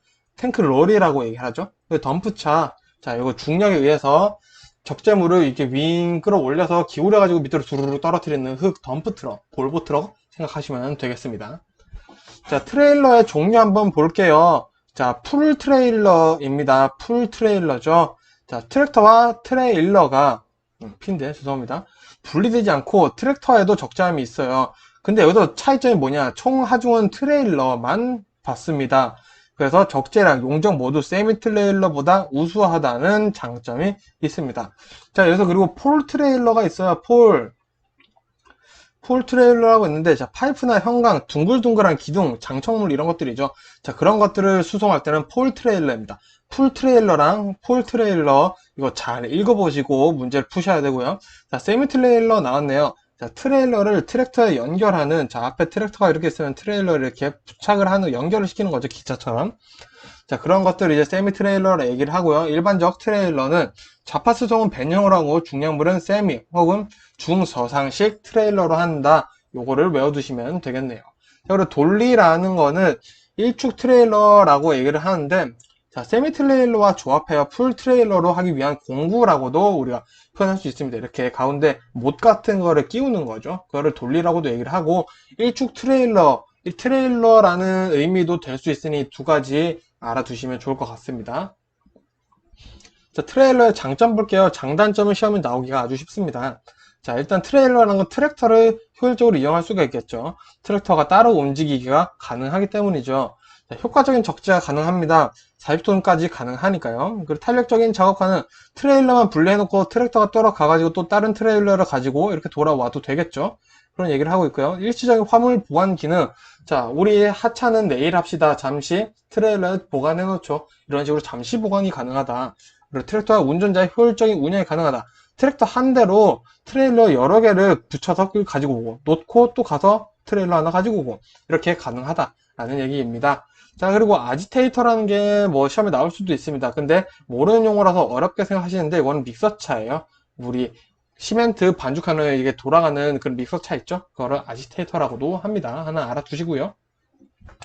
자, 트레일러 구조에 따른 종류 분류 한번 보도록 할게요. 자, 평상식, 평면에 하대를 갖춰 일반 화물이나 강제 등의 수송에 적합하다. 즉, 평소에 일반적으로 많이 쓴다 라고 알아두시면 되고요. 자, 저상식이 중요한데 불도저나 기중기 건설 장비 굉장히 무겁겠죠. 그런 것들을 운반하는 게 아무래도 땅으로 무게 중심을 낮춰서 다니는 게 더 안전하다 해서 저상식에 많이 쓰고요. 중저상식도 무거운 거를 많이 실을 수 있습니다. 대형 핫코이나 중량 블록 화물 등 중량 화물에 많이 쓰는 게 중저상식이다. 알아두시면 되고요. 스켈레탈 트레일러는 컨테이너 운송을 위해서 만들어진 트레일러라고 보시면 되고, 배형 우리 많이 짚어졌으니까 넘어가겠습니다. 오픈탑 트레일러 천장이 오픈되어 있어요. 탑 오픈 지붕 부분이 오픈되어 있다는 뜻이죠. 오픈 지붕으로 화물을 들어가게 하는 고척 화물 운반용이다 라고 보시면 되고요. 특수용도 트레일러, 뭐 덤프 트레일러, 탱크 트레일러, 뭐 자동차 운반용 이런 것들도 자 이제 특수용도 트레일러로 들어간다라는 거 알아두시면 되겠네요. 자, 그리고 우리 집 카고 트럭 좀 자주 나오는 트럭도 한번 볼까요? 자, 하대에 간단히 접을 수 있는 문짝을 단 트럭. 자, 전용 특장차. 자, 이렇게 설명이 잡혀 있는데, 뭐, 덤프트럭, 믹서 차량, 벌크 차량, 액체 수송차, 탱크죠, 이게. 냉동차, 이런 것들이 전용 특장차. 그리고 합리화 특장차. 자, 하역을 합리화시키는 설비기가 있는 차량, 요거 개념이 까다롭습니다. 자, 여기는 시스템 차량, 측방 개폐차, 실내 하역기기 장비차, 쌓기 내리기차. 이렇게로 되어 있는데, 자, 하역이 조금 더 용이하게, 상하차가 조금 더 용이할 수 있게 해주는 장비가 달려있는 차를 합리화 특장차라고 얘기를 한다라는 겁니다. 뭐, 문을 옆으로 열어서 빨리빨리 이렇게 적재를 할 수 있는 게 측방 개폐차, 뭐 이런 것도 있다. 이런 게 이제 합리화 특장차다. 알아주시면 되겠고요. 덤프트럭 계속 나오는데, 자, 이거는 볼보 덤프트럭 생각하시면 되겠죠. 자, 그러면 8장 보도록 하겠습니다. 8장도 굉장히 재미없는 내용이네요. 자, 화물 운송 책임과 한계에 대해서 한번 보도록 할 건데요. 자, 사업자가 손해배상의 면책 사유, 요걸 한번 보도록 할게요. 자, 이사 화물에 결함이 있거나 자연적인 소모, 자, 시간이 지나서 이렇게 날아가는 거 있죠. 예를 들어서 얼음을 배송하는데 서울에서 부산까지 얼음을 배송해요. 자, 그럼 어느 정도 녹을 수는 있겠죠. 자, 그런 자연 소모들을 얘기를 하는 거고요. 이사 화물의 성질에 의해서 발화, 폭발, 부패, 생산이 썩었다. 이런 것들, 뭐 이제 손해배상 면책이 되겠죠. 근데 생선 이런 것은 당연히 냉동차, 냉장차에 배송을 하겠지만 예를 들어 드리는 겁니다. 자, 그리고 법령이나 공권령으로 인한 운송의 금지, 몰수, 압류 등에서는 사업자의 잘못이 없다. 그리고 천재지변이나 불가항력적인 사유, 뭔가 도적대에게 당했다. 이런 경우에는 뭐 사업자의 손해배상 면책 사유가 된다라는 거 알아두시면 됩니다. 자, 그리고 밑에 이런 내용들이 좀 있는데 요거 볼게요. 고객은 사업자에게 멸실 훼손에 대한 사고 증명서를 얼마나 1년 안에 한해서 요구할 수 있다는 거, 요거 1년 기준 하나 알아두도록 하겠습니다. 자, 그리고 사업자의 이제 책임입니다. 사업자의 책임으로 이 사물이 당일 해제 통지한 경우에 손해배상. 자, 인수의 2일 전까지 2일 전에 해제 통지를 했어요. 그럼 계약금의 배, 그냥 계약금을 돌려준다라는 거죠. 자, 두 배인 거죠. 배액이 두 배를 주는 거고요. 인실 하루 전까지 해제 통지를 하는 경우는 4배를 줘야 합니다. 근데 당일에 해제 통지를 하면 6배를 손해배상해야 하고요. 당일에도 해제 통지를 하지 않았어요. 갑자기 일이 다 꼬였겠죠? 그럴 경우에는 법적으로 계약금 10배를 손해배상해야 한다는 거 알아두시면 되고요. 자, 그리고 다른 내용이죠. 이제 포장 합리화의 원칙, 자, 사양 변경 원칙, 그리고 집중화 및 직약화의 원칙, 그 재질 변경, 시스템화 및 단위화, 그리고 규격화 및 효준화, 그리고 대량화 및 대형화의 원칙, 이런 포장을 할 때 이렇게 합리적인 방향을 추구를 한다는 거 알아두시면 되겠네요. 자, 끝으로 이제 시험에 나올 수도 있고 안 나올 수도 있는 부분인데 가볍게 들어주시면 되겠습니다. 자, 운송물의 수탁 거절 가능 사유 볼게요. 자, 일단 택배 화물사마다 다 다른 게 뭐냐? 포장의 가로, 세로, 높이, 합이 각 회사마다 다 다르겠죠. 그 기준이 있습니다. 뭐 CU 택배면 대한통운이면 대한통운, 그리고 뭐 한진이면 한진, 뭐 이런 기준이 있는데 그거 넘으면 일단은 수탁 거절 가능하고요. 무게도 각 회사마다 기준이 있습니다. 그리고 이제 공통적인 건 밑에 건데 가액이 300만원 초과하는 경우, 밀수, 군수품, 부정품인 경우, 현금카드, 수표, 증권, 현금화 가능한 물건 전부 안 되고요. 미풍양속, 사회 반환 물건, 인화물질, 위험한 물건, 그리고 동물 안 되겠죠.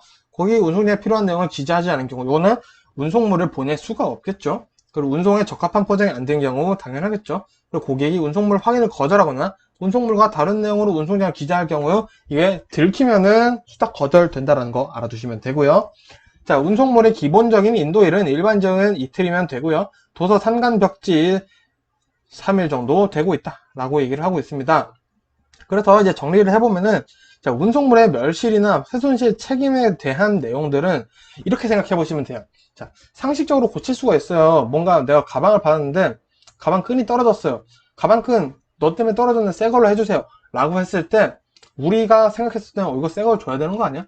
라고 생각할 수 있지만, 우리가 여기서 상식적으로 생각하는 거는 고칠 수 있는 거죠. 만일에 손잡이가 문제면. 그러면은 회사 측에서도 손잡이 고쳐드리면 됩니다. 고쳐드릴게요. 라고 얘기를 한다라는 겁니다. 물론 근데 그렇게만 얘기하면 기분이 나쁘겠죠. 예의상 뭔가 그 가방을 받지 못한 기간 동안 뭔가 더 해주셔야지 사실은 우리의 마음이 편하겠죠. 하지만 그런 식으로 이제 고칠 수 있으면 고쳐주는 것이 원칙이고, 고칠 수 없거나 수선이 불가능한 경우에 손해를 산정한다 하는 거 알아두시면 되겠습니다. 그래서 이런 것들은 이제 암기를 한다라기보다는 전반적인 내용, 뉘앙스를만 알아두시면 문제를 푸실 때 내가 충분히 고민해서 풀 수 있고, 그만큼의 시간이 시험 때 주어지기 때문에 너무 힘들게 공부를 하지 않으셨으면 좋겠습니다. 뭐 당연히 제 영상을 계속 보시면서 공부하시는 분들이라면 제가 어떤 이야기를 드리고 있는지 잘 아실 거라고 믿습니다. 자, 그래서 이 과목 최신 자료로 본 이 과목 영상은 여기서 마치도록 하겠고요. 고생하셨습니다. 돌집사TV입니다. 자, 오늘은 화물 운송 종사 자격시험 3과목 안전운행 최신 자료로 핵심만 보도록 하겠습니다.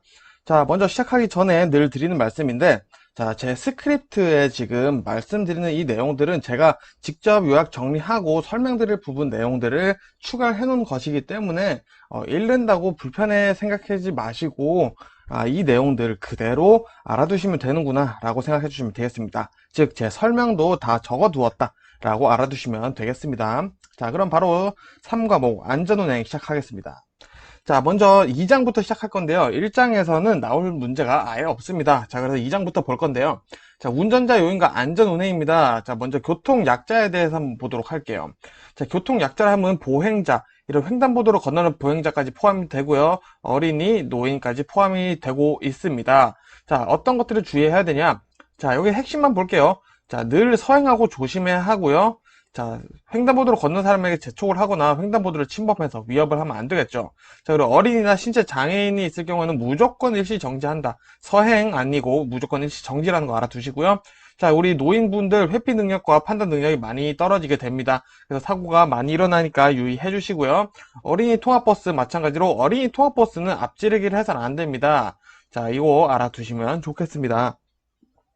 자, 어린이 교통사고 특징 한번 알아보도록 할게요. 자, 기본적으로 어린이의 사고와 고령자의 사고는 비슷한 내용이 많습니다. 자, 먼저 부주의, 주의력 부족, 판단력 부족, 그리고 단순한 사고방식에서 야기가 된다 라는 거 알아두시면 되고요. 자, 여기서 추가로 하나 알아두실 거, 어린이들이 왜 사고가 많이 일어나냐? 자, 어른들의 추상적인 말에 의해 사고가 난다는 거 알아두시면 좋겠습니다.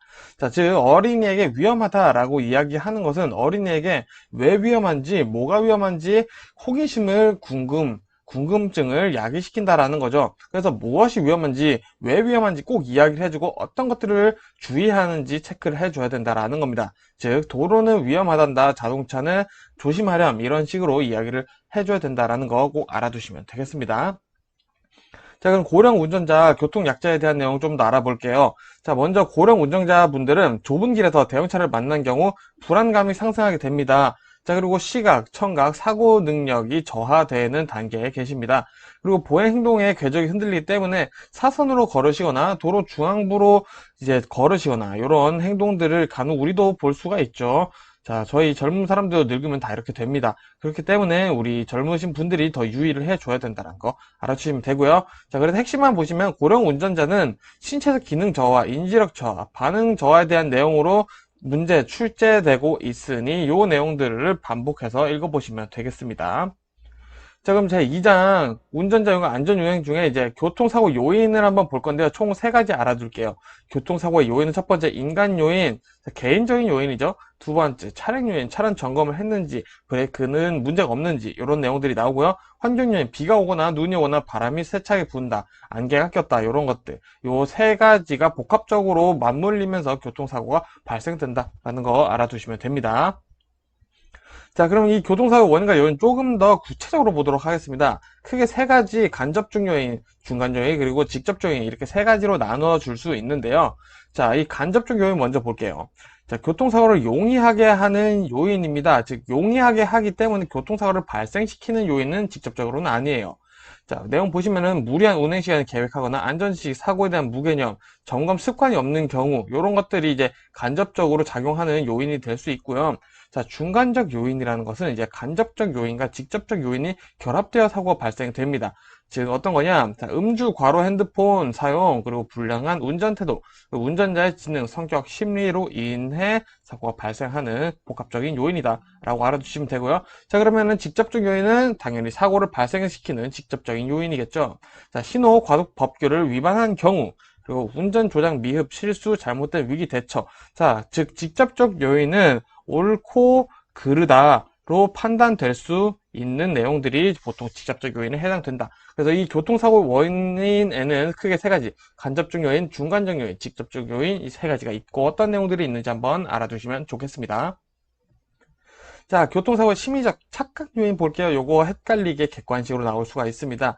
자, 먼저 크기의 착각. 자, 어두운 경우 가로폭보가 세로폭을 더 넓게 판단할 수 있다라는 이 크기의 착각이 여기에 해당하고요. 자, 원근의 착각, 원근법이죠. 멀리 있을수록 더 작게 보이는 것이죠. 그래서 작은 것과 덜 밝은 것은 멀리 있다라고 느낀다 라고 알아두시면 되고요. 경사의 착각, 작은 경사는 실제보다 작게, 큰 경사는 더 크게 느껴지게 한다. 그리고 속도의 착각, 좁은 시야일수록 빠르게 느끼고요. 대상이 멀리일수록 느리게 보인다. 느리게 가는 것처럼 보인다. 그래서 우리 급브레이크 밟는 경우가 종종 생긴다고 합니다. 자, 그리고 상반의 착각. 자, 주행 중 급정 것이 반대 방향으로 움직이는 것 같다라는 건데, 자, 내 차가 이렇게 쭉 가고 있는데, 제가 급브레이크를 이렇게 띠익 하고 밟았어요. 옆에 있는 차들보다 내가 멈추는 속도가 빠르기 때문에 차들이 뒤로 가는 것처럼 느껴진다라는 거죠. 이 상반의 착각은 앞뒤의 방향이 뭔가 바뀌는 느낌이다 라고 하시면은 이제 상발 착각을 선택해 주시면 되겠네요. 자, 그리고 또 자주 나오는 녀석들이 이 3과목에는 많습니다. 자, 그리고 시각 특성 볼게요. 정지 시력. 일단 란돌트 10% 측정한다는 거 하나 머릿속에 담아 두시고요.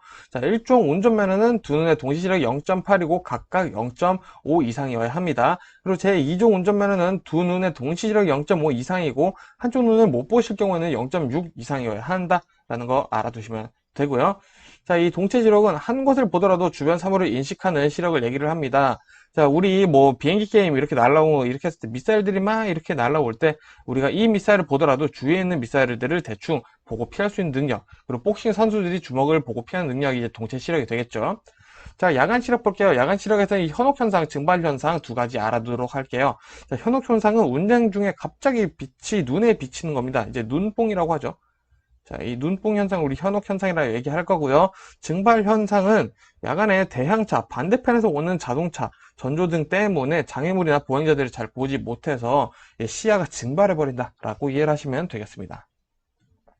자, 그리고 이제 중요한 내용이 또 나오는데요. 자, 운행 기록 분석 시스템이 나옵니다. 자, 어떻게 활용되고 어떻게 수집되고 어떤 정보가 있는지 알아보도록 하겠습니다. 자, 먼저 이 운행 기록 분석 시스템의 활용은 자동차의 순간 속도, RPM, 분당 회전수죠, GPS 위치, 그리고 방위각, 브레이크 신호, 각도의 운행 기록 자료 등등을 분석을 한다라는 거 알아두시고요. 자, 이 자료들을 바탕으로 운전자의 운전 습관을 알아냅니다. 자, 분석해서 이제 운전자 운수회사에 제공합니다. 자, 그럼 어떻게 되겠죠? 자, 운전자가 만일에 급가속을 너무 많이 했다 그러면은 운전 행태를 개선할 수 있겠고요. 그런 경우를 통해서 이제 교통사고를 예방하고자 하는 게 운행 기록 시스템의 목적이다 라고 알아주시면 되겠습니다. 자, 그럼 어떤 것들이 이제 분석 항목이 있는지 조금 더 살펴보도록 할게요. 자, 운행 기록 분석 시스템의 분석 항목은 자동차의 운행 경로에 대한 궤적. 자, 이 궤적만 외워두시고요. 운전자와 시간대별로 운행 속도, 주행거리 비교. 자, 요거 외워주시면 되겠죠. 그리고 진로 변경 횟수, 사고 위험도 측정, 과속, 급출발 등 위험한 운전 행동 분석. 자, 위험한 운전 행동 분석 요거 외워주시면 되겠죠. 그리고 그 밖에 기타 등등이라고 되어 있습니다. 자, 그래서 객관식으로 나오기 아주 좋은 문제입니다. 자, 그럼 이 운행 기록 분석 시스템의 결과의 활용도 또한 시험에 자주 나오고 있습니다. 자, 그럼 이것들을 분석해서 어디다 활용하냐? 자, 자동차 운행 관리. 그리고 아까 운전자에 대한 교육, 행태 개선한다고 되어 있었죠. 자, 그리고 교통수단 및 운행 체계가저 개선할 수 있고요. 교통행정기관, 정부의 운행 계통 및 운행 경로가저 개선하는 데 도움이 됩니다. 자, 그리고 운송 사업자의 교통 안전관리 개선을 할 수 있고요. 그리고 기밖에 기타 등등 이렇게 이 내용들도 머릿속에 꼭 담아주시면 좋겠죠. 자, 그러면 3장 자동차의 장치들에 대해서 한번 보도록 하겠습니다. 자, 먼저 나오는 게 제동 장치인데요. 쉽게 말해서 이제 브레이크를 얘기를 하는 거죠. 자, 그래서 먼저 풋 브레이크, 발로 조작하는 우리가 페달로 밟는 브레이크죠. 그리고 주차 브레이크, 뒷바퀴 좌우가 고정되는 사이드 브레이크라고 이해를 하시면 됩니다. 자, 그리고 요 엔진 브레이크 개념 잘 잡으셔야 되는데요. 자, 가속 페달을 놓거나 저단계로 높으면 속도가 떨어지게 하는 브레이크입니다. 즉, 만일에 이제 자동차가 요즘 이상 현상이 있어서 급출발, 브레이크 안 먹는 현상이 있어요. 그럴 때 만일에 내가 5단에 놓고 주행을 하고 있는데 브레이크 안 먹는다. 그러면 기어를 강제로 내가 3단으로 수동으로 바꾸는 거죠. 그러면 이게 3단으로 떨어지면서 엔진에서 과부하 걸리면서 브레이크가 먹히게 된다라는 내용입니다. 자, 그리고 ABS 내용 계속 나오고 있죠. 자, 빙판이나 빗길 등에서 미끄러운 곳에서 브레이크를 작동하는 와중에도 핸들로 조정이 가능하도록 하는 장치가 ABS의 핵심이다 라고 알아주시면 되겠습니다. 자, 그러면 조향장치가 바로 나오는데요. 자, 조향장치 자동차의 진행 방향을 바꿔주는 핸들의 친구들이죠. 그래서 요 내용 한번 잠시 일시 정지하고 어디에 어떤 부분이 있는지 보고 넘어가도록 하겠습니다. 자, 그러면 조향장치의 구비 조건. 자, 이런 거 시험 문제에 자주 나온다고 말씀드리고 있어요. 자, 먼저 조향장치는 주행 중 충격이 조향 조작에 영향을 주면 안 돼요. 그리고 조작이 쉽고 방향 전환이 쉬워야 합니다. 그리고 고속 주행에서도 안정적인 조작이 당연히 이루어져야겠죠. 그리고 오래 쓸 수 있고 정비가 쉬워야 한다는 요 특징 4가지 꼭 알아두시고요. 자, 조향장치가 이상한 경우에 대한 원인도 꼭 외워두세요. 자, 먼저 조향장치 핸들에 무거운 원인, 자, 타이어 공기압이 부족해서 그럴 수도 있고요. 조향 기어의 톱니바퀴가 마모돼서 그럴 수도 있습니다. 그리고 앞바퀴 정렬 상태가 불량하거나 타이어의 마면, 그리고 조향 기어 박스 내 오일이 부족한 경우다. 자, 요거 바꿔서 나올 수 있겠죠. 오일이 과다한 경우인가? 이런 식으로 나왔을 때, 오일이 부족한 경우 조향 핸들이 무겁다. 라고 외워두시면 되겠습니다. 자, 조향 핸들이 한쪽으로 쏠리는 원인입니다. 먼저 마찬가지로 타이어 공기압이 불균형할 수 있고요. 앞바퀴 정렬 상태 불량, 그리고 쇼업소바의 작동 불량하거나 허브 베어링 마멜이 과다하다. 자, 그러면은 요 앞에 두 내용은 조향 핸들에 늘 영향을 미치는 친구들이라는 거 우리가 알겠어요. 자, 조향 핸들이 무거운 원인도 나왔기 때문이죠. 자, 그러면은 쇼업소바의 작동 불량이나 허브 베어링 마멜 과다, 이런 내용이 나왔을 때 조향 핸들이 쏠릴 수 있겠구나라고 이해하시고 문제를 풀어주시면 되겠습니다. 자, 그리고 조향장치의 이제 구성들 한번 볼게요. 굉장히 중요합니다. 시험에 정말 자주 나와요. 자, 이제 휠 얼라이먼트라고 하는 이제 어벤져스 같은 친구들이 있습니다. 그 중에 한 친구가 이제 캠버라고 불리는데, 자, 요거는 일단 사전적 정의를 보면 자동차를 앞에서 봤을 때 앞바퀴의 좌우 각도입니다. 자, 이렇게 수직선을 그었을 때 좌우의 각도를 이제 우리는 캠버 각이다라고 이야기를 하는데, 요것은 크게 중요하진 않고요. 어떤 역할을 하는지 더 중요합니다. 자, 차축이 휘는 것을 방지하고 하중을 봤을 때는 앞바퀴 아래쪽이 벌어지는 것을 방지를 한다라는 게 캠버의 역할이다라는 거, 요걸 알아두시는 게 더 중요하고요. 자, 캐스터도 볼게요. 자, 자동차 옆에를 봤을 때 조향축의 앞뒤 각도라고 하는데, 자, 중요한 건 뭐다? 자, 요겁니다. 자, 캐스터는 주행 중 조향 바퀴에 방향성을 부여하고 복원력을 준다라는 게 캐스터라는 거 알아두시면 되고요. 토인 볼게요. 토인도 중요합니다. 자, 토인은 모든 운전 자격증에 나오는 내용이죠. 자, 자동차 앞바퀴 부분에 뒷바퀴 부분보다 좁은 겁니다. 즉, 앞바퀴가 이렇게 있는데 요 방향, 그리고 요 방향을 보셨을 때, 방향이 아니라 이제 넓이죠. 넓이가 요 앞부분이 더 좁은 겁니다. 요거는 지금 앞바퀴예요. 앞바퀴에 앞부분이 조금 안쪽으로 몰려 있는 것이 토인이다. 그래서 이 토인이 되어 있는 게 중요하고, 뒷부분이 더 넓을 경우는 이제 토인인데, 앞부분보다 뒷부분이 넓으면 이제 토아웃이라고 하죠. 그래서 이 토인이 중요한 건 뭐냐? 앞바퀴를 평행하게 회전시키고 타이어의 마멸을 줄이고 앞바퀴가 옆으로 미끄러지는 것을 방지한다는 특징을 외워두시는 게 마찬가지로 중요하다라는 말씀 드립니다. 자, 그리고 조향축 경사각인데요. 자, 이 친구는 혼자 작용하는 게 아니라 이제 캠버나 캐스터와 함께 작용했을 때 어떤 역할이 되는지 보시는 게 중요합니다. 자, 먼저 이 조향축 킹핏 경사각이 캠버와 작용하면 핸들의 조작을 가볍게 하고요. 자, 아까 캐스터 복원성을 부여한다라고 했죠. 이 킹핀 경사각과 작용을 했을 때 앞바퀴에 복원성을 부여하고 직진이 쉬워지게 한다라는 거 알아두시면 되고요. 그리고 이제 앞바퀴가 심의 현상을 일으키지 않게 하는데, 이 심의 현상이라는 거는 굳이 뭐 나쁘다라고 할 수는 없습니다. 모든 자동차에 있는 현상이고요. 자동차마다는 다르지만 어떤 현상, 어떤 속도에 이르게 되면은 자동차의 바퀴 자체가 떨리는 현상을 얘기를 합니다. 보통은 이제 150km 전후로 이 심의 현상이 일어난다라고 하는데, 그거를 조금이라도 잡아주는 게 이제 뭐다? 조향축, 즉 킹핀 경사각이다라고 할 수 있겠습니다. 요 심리 현상도 알아주세요.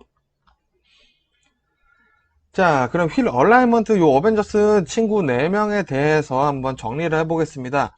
자, 휠 얼라이먼트란 즉 자동차 앞바퀴가 자동차를 지지하는 데 필요한 모든 요소, 그리고 그 요소에 존재하는 여러 각도들을 우리는 휠 얼라이먼트라고 얘기를 한다. 그래서 정리를 해보면은 캠버와 조향축 경사각, 킹핀 경사각이죠. 정하라면 핸들 조작을 가볍게 하고요. 캐스터와 조향축 경사각이 작용하면 핸들에 보건성을 부여하고, 캐스터의 작용은 핸들 조작과 안정성에 확실히 부여를 하고, 토이는 뭐다? 타이어 마매를 최소로 줄여주고 타이어 회전을 일정하게 해준다 라는 요 특징 외워두시면 되겠습니다.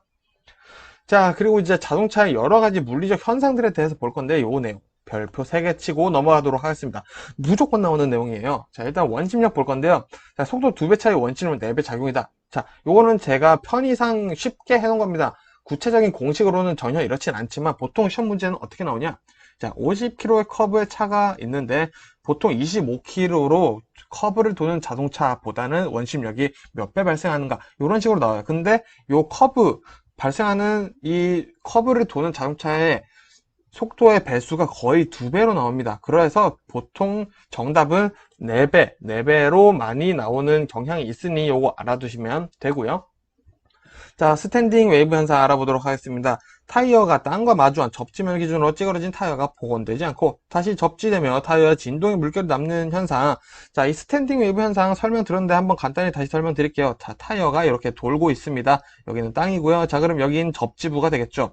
땅과 맞닿아 있는 접지부입니다. 자, 그럼 타이어가 회전하면서 이 접지부에서 마찰이 생기니까 열이 발생해요. 그래서 이 뒤쪽으로 타이어가 쭈글쭈글 하게 되는데 보통 같으면 이 타이어가 앞으로 다시 접지하는 와중에 식어가지고 타이어가 다시 쨍쨍하게 펴진다라는 거죠. 근데 속도가 너무 빠르니까 이게 식기도 전에 다시 접지부도 하니까 타이어가 쭈글쭈글한 상태죠. 그래서 진동이 생긴다. 그래서 이런 스탠딩 웨이브 현상이 일어나면 뭐다? 타이어 파손으로 연결될 가능성이 있다. 자, 그래서 어떻게 해결하냐까지 외워주셔야겠죠. 자, 주행 속도를 감소시키는 게 가장 첫 번째고요. 타이어 공기압을 높이고 마모된 타이어를 사용하지 않는 게 해결 방법이다 라고 알아두시면 되겠네요. 자, 그리고 수막 현상도 마찬가지로 설명을 많이 드렸죠. 자, 자동차가 고속으로 고인 무리를 지날 때 쫙 하면서 무리를 미끄러지는 접지력을 상실하면 미끄러지는 현상이죠. 자, 그래서 이 임계 속도는 수막 현상이 발생한 속도라고 하고요. 80km부터 시작돼서 이제 100km 정도 넘어가면 수막 현상이 무조건 일어난다 라고 알아두시면 되겠습니다. 자, 그래서 이 예방 방법은 다중형이 저속주행, 마모 타이어, 재사용 타이어 사용하지 않고요. 공기압 높이는 거 요 3개까지 지금 스탠딩 웨이브 현상의 대처 방법이랑 동일하죠. 그리고 배수 효과가 좋은 타이어 뭐다? 리브형 타이어를 사용하는 게 수막 현상에 대처하는 방법이다 라고 알아두시면 되겠습니다. 자, 페이드 현상 보도록 하겠습니다. 페이드 현상. 자, 내리막길에서 브레이크를 반복 사용했을 때 생긴다. 자, 이게 뭐냐? 자, 우리 내리막길에서 브레이크를 쓰면 아무래도 마찰력이 좀 더 심하겠죠. 자동차에 무게도 있고 경사도 있으니까요. 자, 그래서 이 브레이크 라이닝에 마찰열이 축적이 되면서 제동력이 저하가 됩니다. 자, 라이닝의 마찰 개수가 저하가 되기 때문인데, 그래서 이 페이드 현상이 여러 가지 종류 하나 더 있어요. 자, 워터 페이드 현상. 자, 이게 워터니까 물이 들어간 거였죠. 자, 브레이크를 위한 마찰들이 물에 젖어 마찰 개수가 저하된다. 자, 물이 고인도로나 수중주행 시 워터 페이드 현상이 발생하겠죠. 예를 들어서 브레이크 드럼에 이제 꽉 잡아주면서 브레이크가 발동되게 되는데 물이 있으면 미끄러워지겠죠. 자, 그런 현상이 이제 워터 페이드 현상이다. 즉, 페이드 현상이라는 것은 라이닝, 어떤 현상으로 인해 제동력이 저하되는 것을 얘기를 합니다. 자, 그래서 이 해결 방법으로는 브레이크 회복을 위해 브레이크를 천천히 밟는다라는 겁니다. 자, 이게 왜 중요하냐? 자, 워터 페이드 현상이라면 지금 브레이크 장치들이 젖어 있겠죠. 그래서 브레이크들을 천천히 착착착 하면서 밟아주다 보면 이 마찰열 때문에 물이 증발될 수도 있고, 또 열이 너무 과다한 경우는 천천히 밟아주다 보면은 열이 과다하게 쌓인 축적되는 것을 방지할 수 있다 라는 개념으로 이제 브레이크를 천천히 밟는 게 페이드 현상의 해결 방법이다 라고 되겠습니다. 자, 베이퍼록 현상 보겠습니다. 마찬가지로 중요하죠. 자, 요 베이퍼록 현상도 이제 내리막길에서 풋브레이크를 과다 사용하는데 이제 페달을 많이 밟았다라는 거죠. 자, 많이 과다하게 밟다 보니까 브레이크액이 기활하면서 그 사이에 이제 브레이크와 브레이크 드럼, 라이닝 사이에 틈이 생겨서 잘 브레이크가 잡히지 않는 겁니다.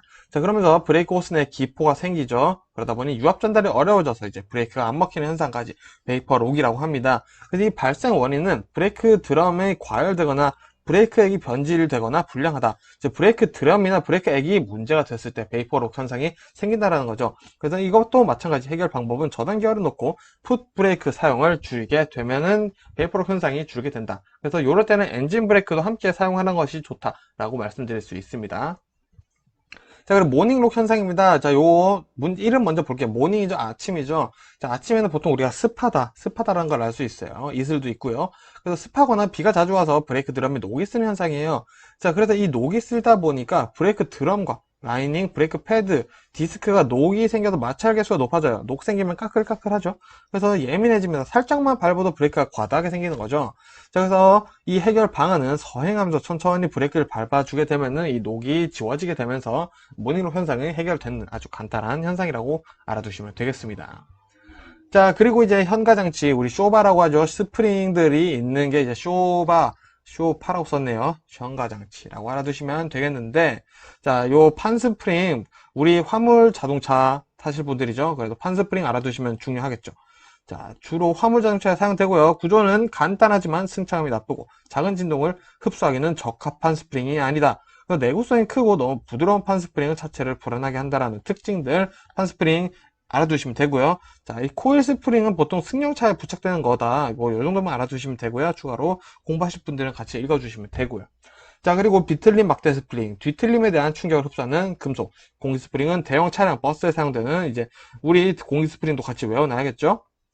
그리고 충격 흡수 장치, 작동률을 채운 실린더가 스프링 동작의 반응에 충격 흡수한다. 자, 요거는 스프링이 아닙니다. 자, 정확히는 스프링이 아니라 유압에 의해서 움직이는 이렇게 피스톤 같은 이제 역할을 하면서 그거를 스프링에 전달해 주는 게 조금 더 정확하다라고 알아두시면 되고요. 스프링이 있는 거지 충격 흡수 장치는 스프링으로만 구성된 거는 아니다 라고 알아두시면 되고요. 우리는 화물 시험을 보니까 판 스프링과 공기 스프링 내용 꼭 외워주시면 되겠습니다. 자, 그리고 현가장치 관련된 현상들 한번 보도록 할게요. 자, 바운싱은 차가 위아래로 진동하는 거고요. 피칭은 앞뒤로 진동을 하는 겁니다. 그래서 스키드 마크 발생하고요. 롤링은 좌우로 진동을 하는 거예요. 그래서 스키드 마크가 발생을 하고요. 자, 차 그림입니다. 그리고 요잉, 차체 후부가 진동을 하는 겁니다. 자동차 뒤쪽이 진동을 하면서 요 마크가 생기고요. 노즈 다운은 급정지 시 차체가 앞바퀴로 기울어진다. 자, 자동차가 이렇게 했을 때 급정지를 끼익 하면은 차가 앞으로 이렇게 살짝 기울어진다라는 거고요. 노즈 업은 급제동을 하면은 차가 이렇게 살짝 앞바퀴가 들리는 거죠. 자, 그거를 노즈 업이라고 한다. 요 단어 혹시 나왔을 때 헷갈리실까봐 한번 넣어두었습니다. 자, 그럼 이제 좀 새로운 내용 보도록 하겠습니다. 선회 회전이죠. 자, 이제 스티어에 대한 시험 문제가 가끔씩 나오는데 두 가지밖에 안 나옵니다. 자, 언더스티어, 오버스티어가 무엇인지에 대해서 물어보는 건데, 자, 먼저 둘 중에 한 개만 이해하시면은 나머지는 아닌 내용만 고르시면 되니까 일단 언더스티어에 대해서 좀 더 설명드려 볼게요. 자, 코너링 할 때 핸들을 돌린 만큼 차가 회전하지 못하고 코너 바깥으로 밀린다.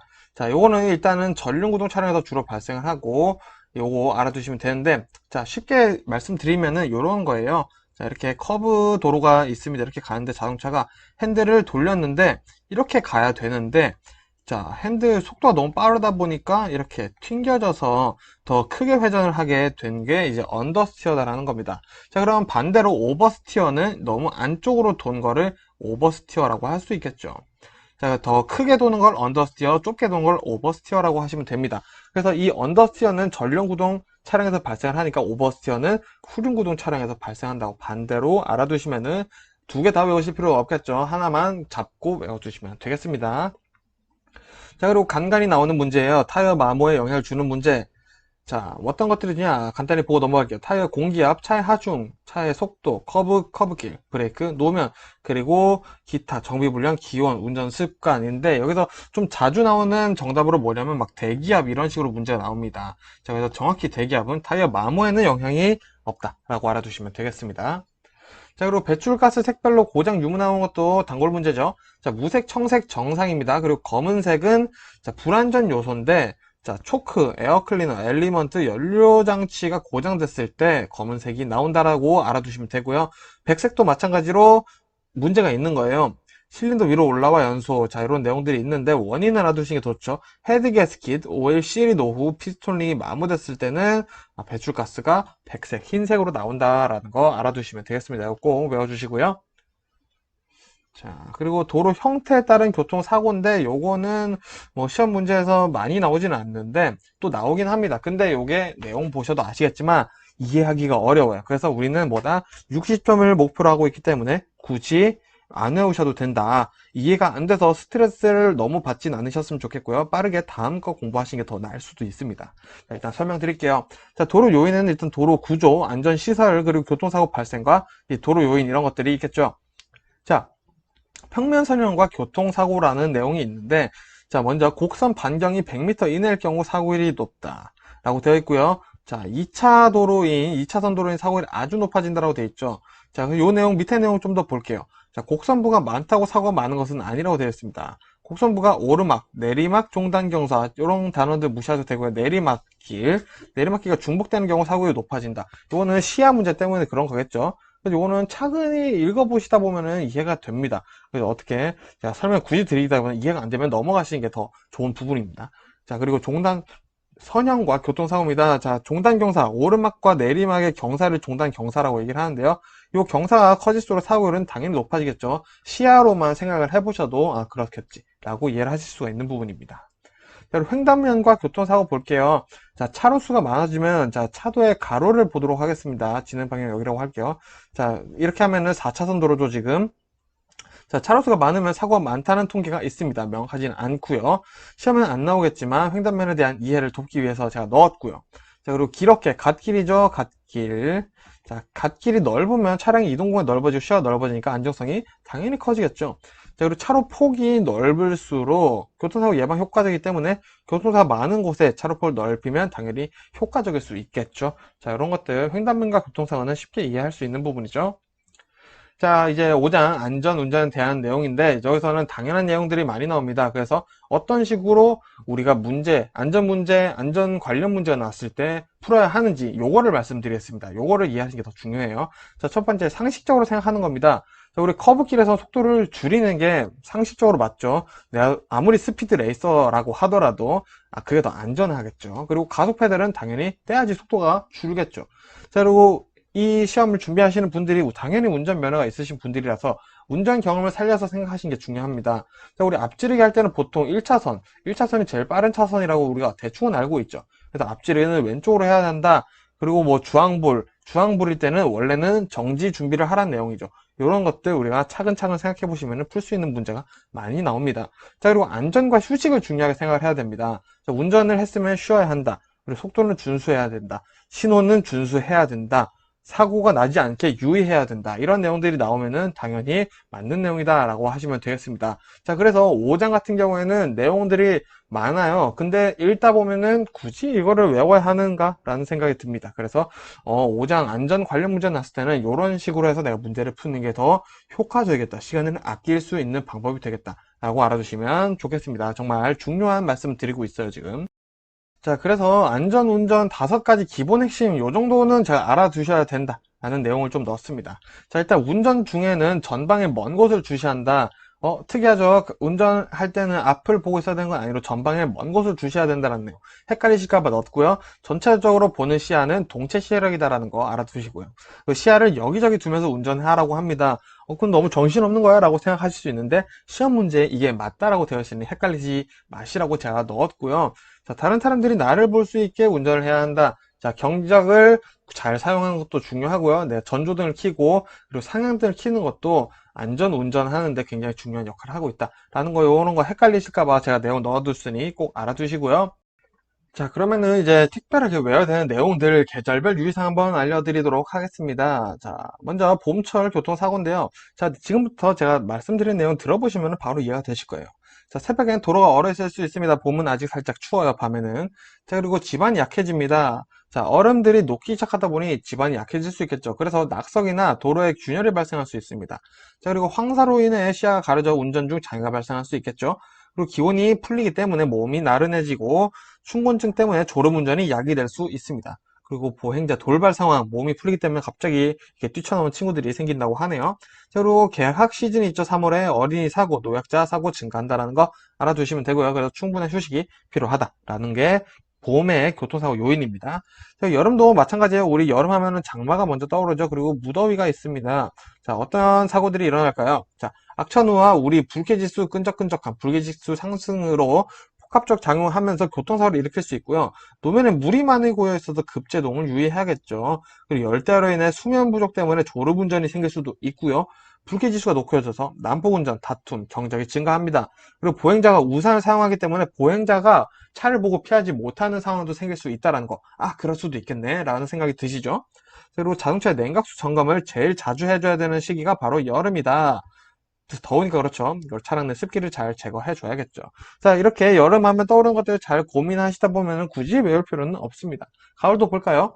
자, 가을. 요 특징 하나 알아둘게요. 가을이 안개가 가장 심한 계절이다. 요거는 모르셨을 수도 있어요. 그래서 안개로 인해 노면 동결로 제동사고가 발생하기도 하고요. 단풍 등 경치 구경하면서 운전하다 보니까 주의력 부족 사고가 발생 많이 합니다.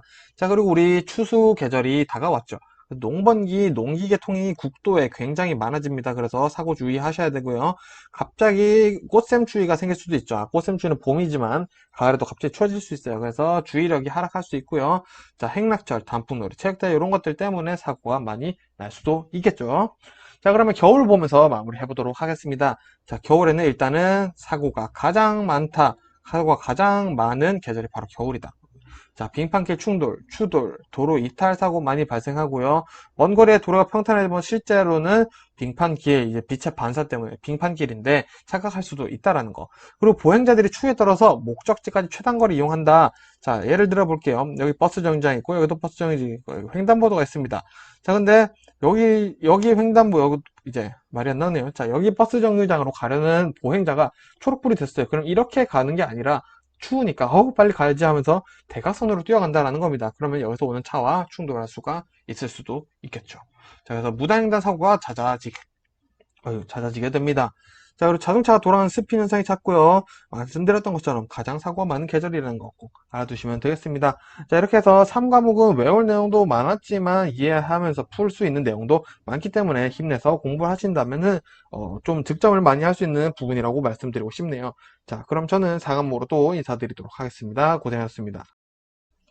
반갑습니다. 돌집사TV입니다. 자, 오늘은 화물 운송 종사 자격시험 마지막 서비스가 아니죠. 운송 서비스 한번 풀어보도록 하겠습니다. 자, 말씀드렸던 것처럼 제가 이 스크립트 안에 설명도 다 글로 적어두었기 때문에 제가 읽는다 생각하지 마시고 제가 읽어주는 부분들이 중요하다라고 생각해 주시면 더 감사하도록 하겠습니다. 자, 그러면 한국인이 좋아하는 속도로 빨리 진행해 보도록 하겠습니다. 자, 먼저 1장에 바로 직업 운전자의 기본 자세가 나옵니다. 자, 여기서는 전부 다 외우실 필요는 없습니다. 여기서 핵심 포인트만 집어 드릴게요. 자, 1장에 관련된 문제가 출제되었다. 자, 그러면은, 자, 첫 번째, 고객의 입장에서 생각하는 것이 가장 중요합니다. 자, 그리고 지난 경험들을 살려서 유추하듯 문제풀이 한다라는 겁니다. 자, 그래서 지난 경험이라 하면 내가 택배를 받은 경험, 그리고 택배 운송 직원분들이 불친절했던 경험, 그런 것들을 살려서 유출하셔도 충분히 문제를 푸실 수 있다는 거 말씀드리면서, 자, 세 번째, 외울 것만 외우면 된다라는 거 말씀드리고 시작하겠습니다. 자, 그래서 이 부분 같은 경우는 맞추고 시작해야 되는 부분이기 때문에 우리가 개념, 뉘앙스, 상식적인 부분, 경험 살려서 풀기 가장 중요하다라고 말씀드리겠습니다. 자, 예를 들어 볼게요. 자, 승객을 위한 기본 예절은 어떤 게 있을까요? 자, 내가 승객이라고 한번 생각해 볼게요. 자, 상스러운 말을 듣고 싶지 않고 관심 받고 싶겠죠. 자, 모든 인간관계를 성실하게, 그런 성실함을 기본으로 바탕으로 하게 됩니다. 자, 그러면은 외워둘 만한 건 뭐가 있을까요? 자, 승객의 결점을 지적할 때, 지적해도 되나요? 네, 지적해도 됩니다. 단, 진지한 충고와 격려로 결점을 지적하게 된다라는 거. 그리고 약간의 어려움을 감수하는 것이 좋은 인간관계를 유지할 수 있는 방법이다라는 거. 이런 거 헷갈릴 만한 내용들만 보고 넘어가면 되겠죠. 자, 그리고 외워야 될 거, 서비스의 특징 7가지 외워보도록 하겠습니다. 자, 첫 번째, 무형성, 눈에 보이지 않아요. 서비스는 동시성, 생산과 소비가 동시에 일어납니다. 제공업적 서비스는 눈에 보이지 않기 때문에. 자, 그리고 세 번째, 인적 의존성입니다. 사람에 의존합니다. 서비스를 하는 것 자체가 사람과 사람의 사이에서 행해지는 거죠. 그리고 네 번째, 소멸성입니다. 공급하는 동시에 사라지게 됩니다. 자, 그리고 무소유권. 자, 서비스는 그 누구의 것도 아닙니다. 자, 그리고 변동성, 상황이나 시간에 따라 변할 수 있어요. 그리고 일곱 번째, 다양성, 승객, 개개인의 욕구와 감정에 따라 서비스의 형태는 달라지게 됩니다. 이 7가지 머릿속에 담아 주시고요. 자, 비슷한데 내용이 살짝 달라요. 승객이 그럼 원하는 것 7가지 한번 보도록 할게요. 첫 번째, 기억되고 싶다, 환영받고 싶다, 관심받고 싶다, 편안하고 싶다, 존경받고 싶다. 그리고 중요한 사람으로 인식되길 바란다. 내가 VIP 대우를 받고 싶다라는 거죠. 자, 그리고 기대와 욕구를 수령하고 인정받길 바란다. 라는 승객의 기본 7가지 욕구 시험 문제에 나올 수도 있습니다. 자, 그리고 우리 이제 승객 응대를 위한 만가지 10가지 한번 보도록 할게요. 첫 번째, 사명감을 가지고 일을 한다. 그리고 승객 입장에서 생각하기, 이건 공부에도 필요한 것이죠. 그리고 원만하게 대하기, 늘 긍정적으로 생각하기, 승객이 호감을 가지게 하기, 공사를 구분하고 공평하게 대하기, 자, 예의를 지키고 겸손하게 대하기, 자신감을 가지고 행동하기, 부단히 반성하고 개선해 나가기, 마지막 투철한 서비스 정신을 가지기. 즉, 이 10가지를 다 보니까 약간 첫 번째, 긍정적이고 좋은 내용들이 많다라고 볼 수 있죠. 두 번째, 노력한다. 내가 승객을 위해서 노력을 하고 내 자신을 위해서 노력을 한다. 라는 요 포인트, 이 뉘앙스를 가지고 10개를 읽어보시면 금방 외워주실 겁니다. 자, 그리고 직업관 이해하기 한번 해볼게요. 직업관, 시험에 나올 수 있는 부분은 어떤 게 있냐? 자, 이 직업이란 거는 3가지 의미를 가지고 있습니다. 첫 번째, 경제적 의미. 두 번째, 사회적 의미. 세 번째, 심리적 의미. 자, 요 3개하고 직업의 의미가 아닌 것은 하고 네 번째로 엉뚱한 게 나올 수도 있겠죠. 자, 일단은 이 경제적, 사회적, 심리적 의미 알아두시고요. 경제적은 이제 우리가 당장 먹고 살 경제 생활과 관련된 거겠죠. 그리고 사회적 의미는 인간관계, 사회에 내가 얼마나 발전을 기여하는지 이런 것들에 대해서 얘기가 나오고 있고요. 심리적 의미는 내 자긍심, 보람, 자아실현 이런 것들이 심리적 의미에 해당하게 됩니다. 이 직업의 의미 3가지 꼭 알아두시면 됩니다. 자, 그리고 추가로 이제 승객을 위한 행동 예제를 총 8가지가 있는데 그 중에 가장 중요한 8번 직업관만 볼게요. 자, 바람직한 직업관 3가지, 소명의식을 가진 직업관, 자, 보람과 가치를 가진다는 뜻이죠. 자, 그리고 사회 구성원으로서 역할 지향적인 직업관, 내가 사회의 구성원이다 라는 그런 직업관.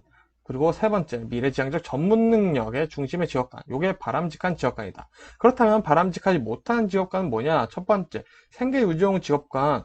그리고 두 번째, 기속적 직업관. 학연 지원에 의존하면 안 되고 차별적 직업관. 육체 노동직을 무시해서는 안 되겠죠. 그리고 폐쇄적인 직업관, 신분, 성별로 개인 능력을 차단, 여자는 못하게 하고 남자도 못하게 하고 뭐 이런 식으로 차별해서 안 된다라는 그런 직업관, 바람직하지 못한 4가지도 외워주시기 바랍니다. 자, 조금 더 보도록 할게요. 자, 올바른 직업 윤리 6가지 같이 보겠습니다. 첫 번째, 소명의식. 나왔던 얘기죠. 최선을 다한다. 천직의식. 성실히 임한다. 자, 직분의식. 나는 사회 구성원이다. 자, 핵심 키워드만 연결해서 볼게요. 자, 봉사정신. 내 직무를 수행하기 위해 협동한다. 책임의식. 충실히 수행한다. 전문의식. 직업 위해 나는 지식과 기술을 공부한다. 자, 이런 직업 윤리 6가지도 외워주시면 되겠습니다. 자, 외울 게 많지만 제가 많이 추려서 이것만 말씀드리고 있다는 거 꼭 알아두세요. 자, 그리고 이제 2장은 3장 넘어갈 건데요. 자, 여기서부터가 진짜 머리가 아픈 단계입니다. 우리가 처음 본 내용들이 너무 많아요. 그래서 제가 확실하게 말씀드리고 싶은 거는 2번입니다. 포기하는 용기도 굉장히 중요합니다. 자, 왜냐? 자, 제가 지금 합격에 대해서 말씀드리고 있는 거지만 합격 점수는 60점이죠. 자, 우리는 절대 100점을 목표로 해서 공부를 해서는 안 된다라는 겁니다. 그래서 내가 다른 파트에서 공부가 확실하게 됐다면은 오히려 2장, 3장은 포기를 하시는 것도 도움이 된다. 대신 중요한 거 뭐냐? 외울 거는 확실하게 외워야 된다는 거죠. 자, 그런 의미로 해서 자, 지금부터 2장, 3장 볼 건데 이해 안 되시면은 굳이 외우려 하지 마시고요. 시간이 되신다면은 같이 공부해 주신다는 느낌으로 봐주시면 됩니다. 나는 그래도 확실하게 합격하겠다 하시는 분들 여기서 집중해서 봐주시면 되겠습니다. 자, 2장은 물류의 이해인데요. 물류의 기능, 시험에 나온 내용들 보겠습니다. 첫 번째, 물류란 운송, 포장, 보관, 하역, 정복, 유통, 가공 기능 총 6개의 기능을 가지고 있다라는 거 첫 번째 바로 외워 주셔야 되고요. 자, 물류와 공급망 관리에 대한 역사가 잠시 나옵니다. 자, 첫 번째, 경영정보 시스템 1970년대 가장 먼저 나온 시스템이에요. 자, 보관과 수송을 신속히 하고 주문 처리 시간을 줄이는데 중점을 뒀습니다. 자, 그래서 1970년대 인간과 컴퓨터의 결합 시스템이 등장했다라고 알아두시면 되고요. 두 번째부터 중요한데요. 전사적 자원 관리입니다. 1980년대에서 90년대부터 이루어졌는데, 자, 정보 기술이 도입되기 시작해요. 그래서 로지스틱스 활동이 등장하게 됩니다. 로지스틱스는 현재도 많이 활용을 하고 있는 방법 중에 형태 중에 하나죠. 자, 그래서 이 전사적 자원 관리는 인적, 물적 자원을 활용해서 기업의 경쟁력을 강화시키기 시작하였다 라고 보시면 됩니다. 자, 그리고 공급망 관리 1990년대 중반 이후 오는 날까지죠. 자, 여기서 중요한 건 첫 번째, 리드타임 감축을 한다. 리드타임이라고 하면 상품이 띵 준비부터 고객이 받을 때까지 걸리는 시간이 리드타임이라고 합니다. 이 리드타임을 줄이는 게 아무래도 효율적인 방법이 되겠죠. 그래서 이 공급망 관리 때부터는 리드타임 감축을 목표로 하고 재고를 최적화, 최소화, 효율화하고 있다. 그래서 효과적인 관리 솔루션이 이게 공급망 관리가 제일 좋은 것 같아 라고 파악되고 있다라는 거죠. 그래서 신속 정확한 배송 서비스 구축을 중요시하고 있고요. 배송기간 최소화, 반송 환불 서비스 기능을 모두 갖추고 있는 것이 이제 공급망 관리의 형태다. 그래서 마찬가지로 정보 흐름에 신속하고 효율적이고 관리 파악 가능하다라는 장점들이 바로 공급망 관리의 형태가 되겠죠. 자, 그럼 물류 관리 시스템 한번 요약해 볼게요. 자, 경영 정보 시스템 1970년대 등장했죠. 유통, 수송, 보관에 중점을 맞추었습니다. 자, 전사적 자원 관리 80년대에서 90년대 등장했어요. 제조, 구매, 주문 관리에 중점을 두기 시작하였다. 자, 그리고 공급망 관리 1990년대 중반 이후에 등장했죠. 구매 정보, 서비스 정보 흐름 등 정보들의 흐름을 관리하기 시작하였고, 그리고 추가로 뭐가 있다? 리드타임 줄이는 것을 목표로 하고 있다. 자, 리드타임이라는 단어는 공급망 관리부터 나온다. 문제 리드타임에 대해서 나온 물류 관리 시스템이라고 하면 바로 공급망 관리 선택해 주시면 되겠죠. 자, 그리고 물류 관리의 원칙도 외워볼게요. 7R 원칙. 라이트. 여기 R이 좋다라고 되어 있는데, 자, 품질, 정량, 적시, 적소, 인상, 가격, 상품, 좋은 품질, 좋은 정량, 좋은 적시. 자, 이게 적시가 물론 좋다라는 얘기지만, 이 7R에 어떤 것들이 들어있는지 좀 알아두시면 좋고요. 자, 3S, 1L 원칙입니다. 자, 스피디, 빠르게, 안전하게, 확실하게, 그리고 비용은 낮게, 절감을 목표로 하는 게 3S, 1L 원칙이다. 그리고 3의 이익이라고 있는데, 3대 이익이라고 보시면 돼요.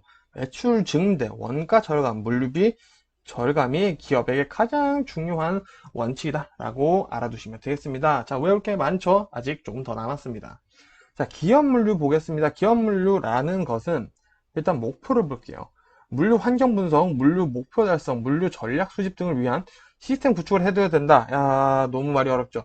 자, 기업 물류는 시스템 구축을 중요하게 생각을 하고 있다 라고 일단 알아두시고요.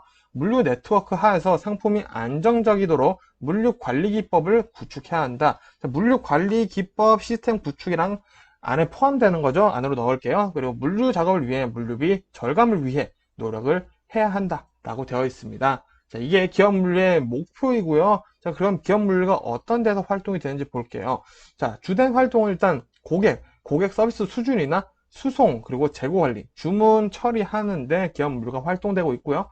그리고 보조 활동으로는 자재 관리, 구매, 포장, 정보 관리, 보관, 판매, 뭐 이런 것들이 있죠. 이런 것들이 이제 활동 범위에 포함된다라고까지 알아두시면 되겠습니다. 자, 이어서 계속 기업에 대한 내용을 먼저 볼 건데요. 자, 기업의 물류 전략 한번 보도록 하겠습니다. 자, 일단 기업이라는 것은 이윤을 최대로 하는 것이 기업의 최대 목표이죠. 거기다가 이제 비전 수립까지 하는 게 기업입니다. 이를 위해서 소비자, 공급자, 경쟁사, 그리고 기업의 요소들을 당연히 고려해야겠죠. 그래서 이것들을 고려한 이제 물류 전략이 무엇이냐? 자, 이 물류 전략의 목표, 비용 절감을 해야겠죠. 자본 절감, 서비스 개선 등으로 이루어지게 되는 것이 물류 전략의 목표다. 자, 소비자, 공급자, 경쟁사, 기업의 요소를 고려해서 비용 절감과 자본 절감, 서비스 개선을 하기 위해서 기업은 물류 전략을 세워야 된다라고 되어 있습니다. 자, 그럼 어떤 게 있냐? 전략적 물류 관리 SLM이 있습니다.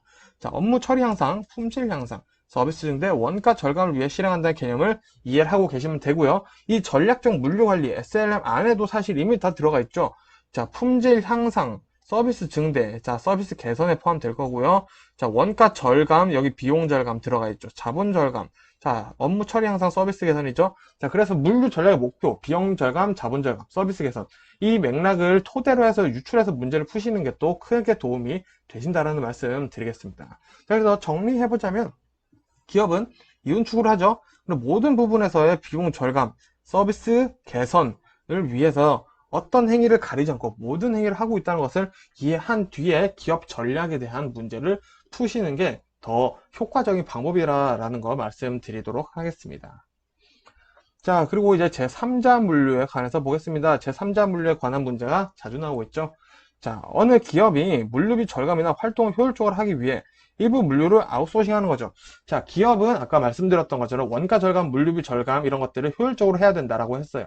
그래서 이거를 하기 위해 일부 물류를 아웃소싱, 외주를 주는 거예요. 다른 회사에 맡기는 거죠. 자, 그래서 기업이 사내 물류 조직을 별도로 분리해요. 자회사를 분리하는 경우에도 포함된다. 자, 이 본사가 있는데 우리 물류팀을 하나 더 만들어서 물류회사를 만들었어요. 자, 그럼 요것도 제3자 물류에 해당된다. 자, 우리 자회사지만 여기다가 외주를 맡기는 아웃소싱의 개념이 된다라는 얘기를 지금 하고 있는 거고요. 자, 물류 효율의 한계가 왔어요. 이렇게 했는데, 자, 물류 산업의 성장을 위해하거나 제3자를 이용하여 물류를 진행한 것이 확대되는 추세이기 때문에 현재 제3자 물류를 많이 도입하고 있다라는 거 알아두시면 되겠습니다. 자, 그리고 화주 기업의 기대 효과 한번 외워볼게요. 기업은 여러 곳에 공급망을 구축할 수 있으며 고객 서비스를 위해 집중할 수 있으며 고정 투자비를 없애므로 경기 변동, 물동량 변동에 대처할 수 있다. 자, 핵심은 여기였네요. 자, 화주 기업의 제3자 물류를 도입했을 때 기대 효과는 뭐다?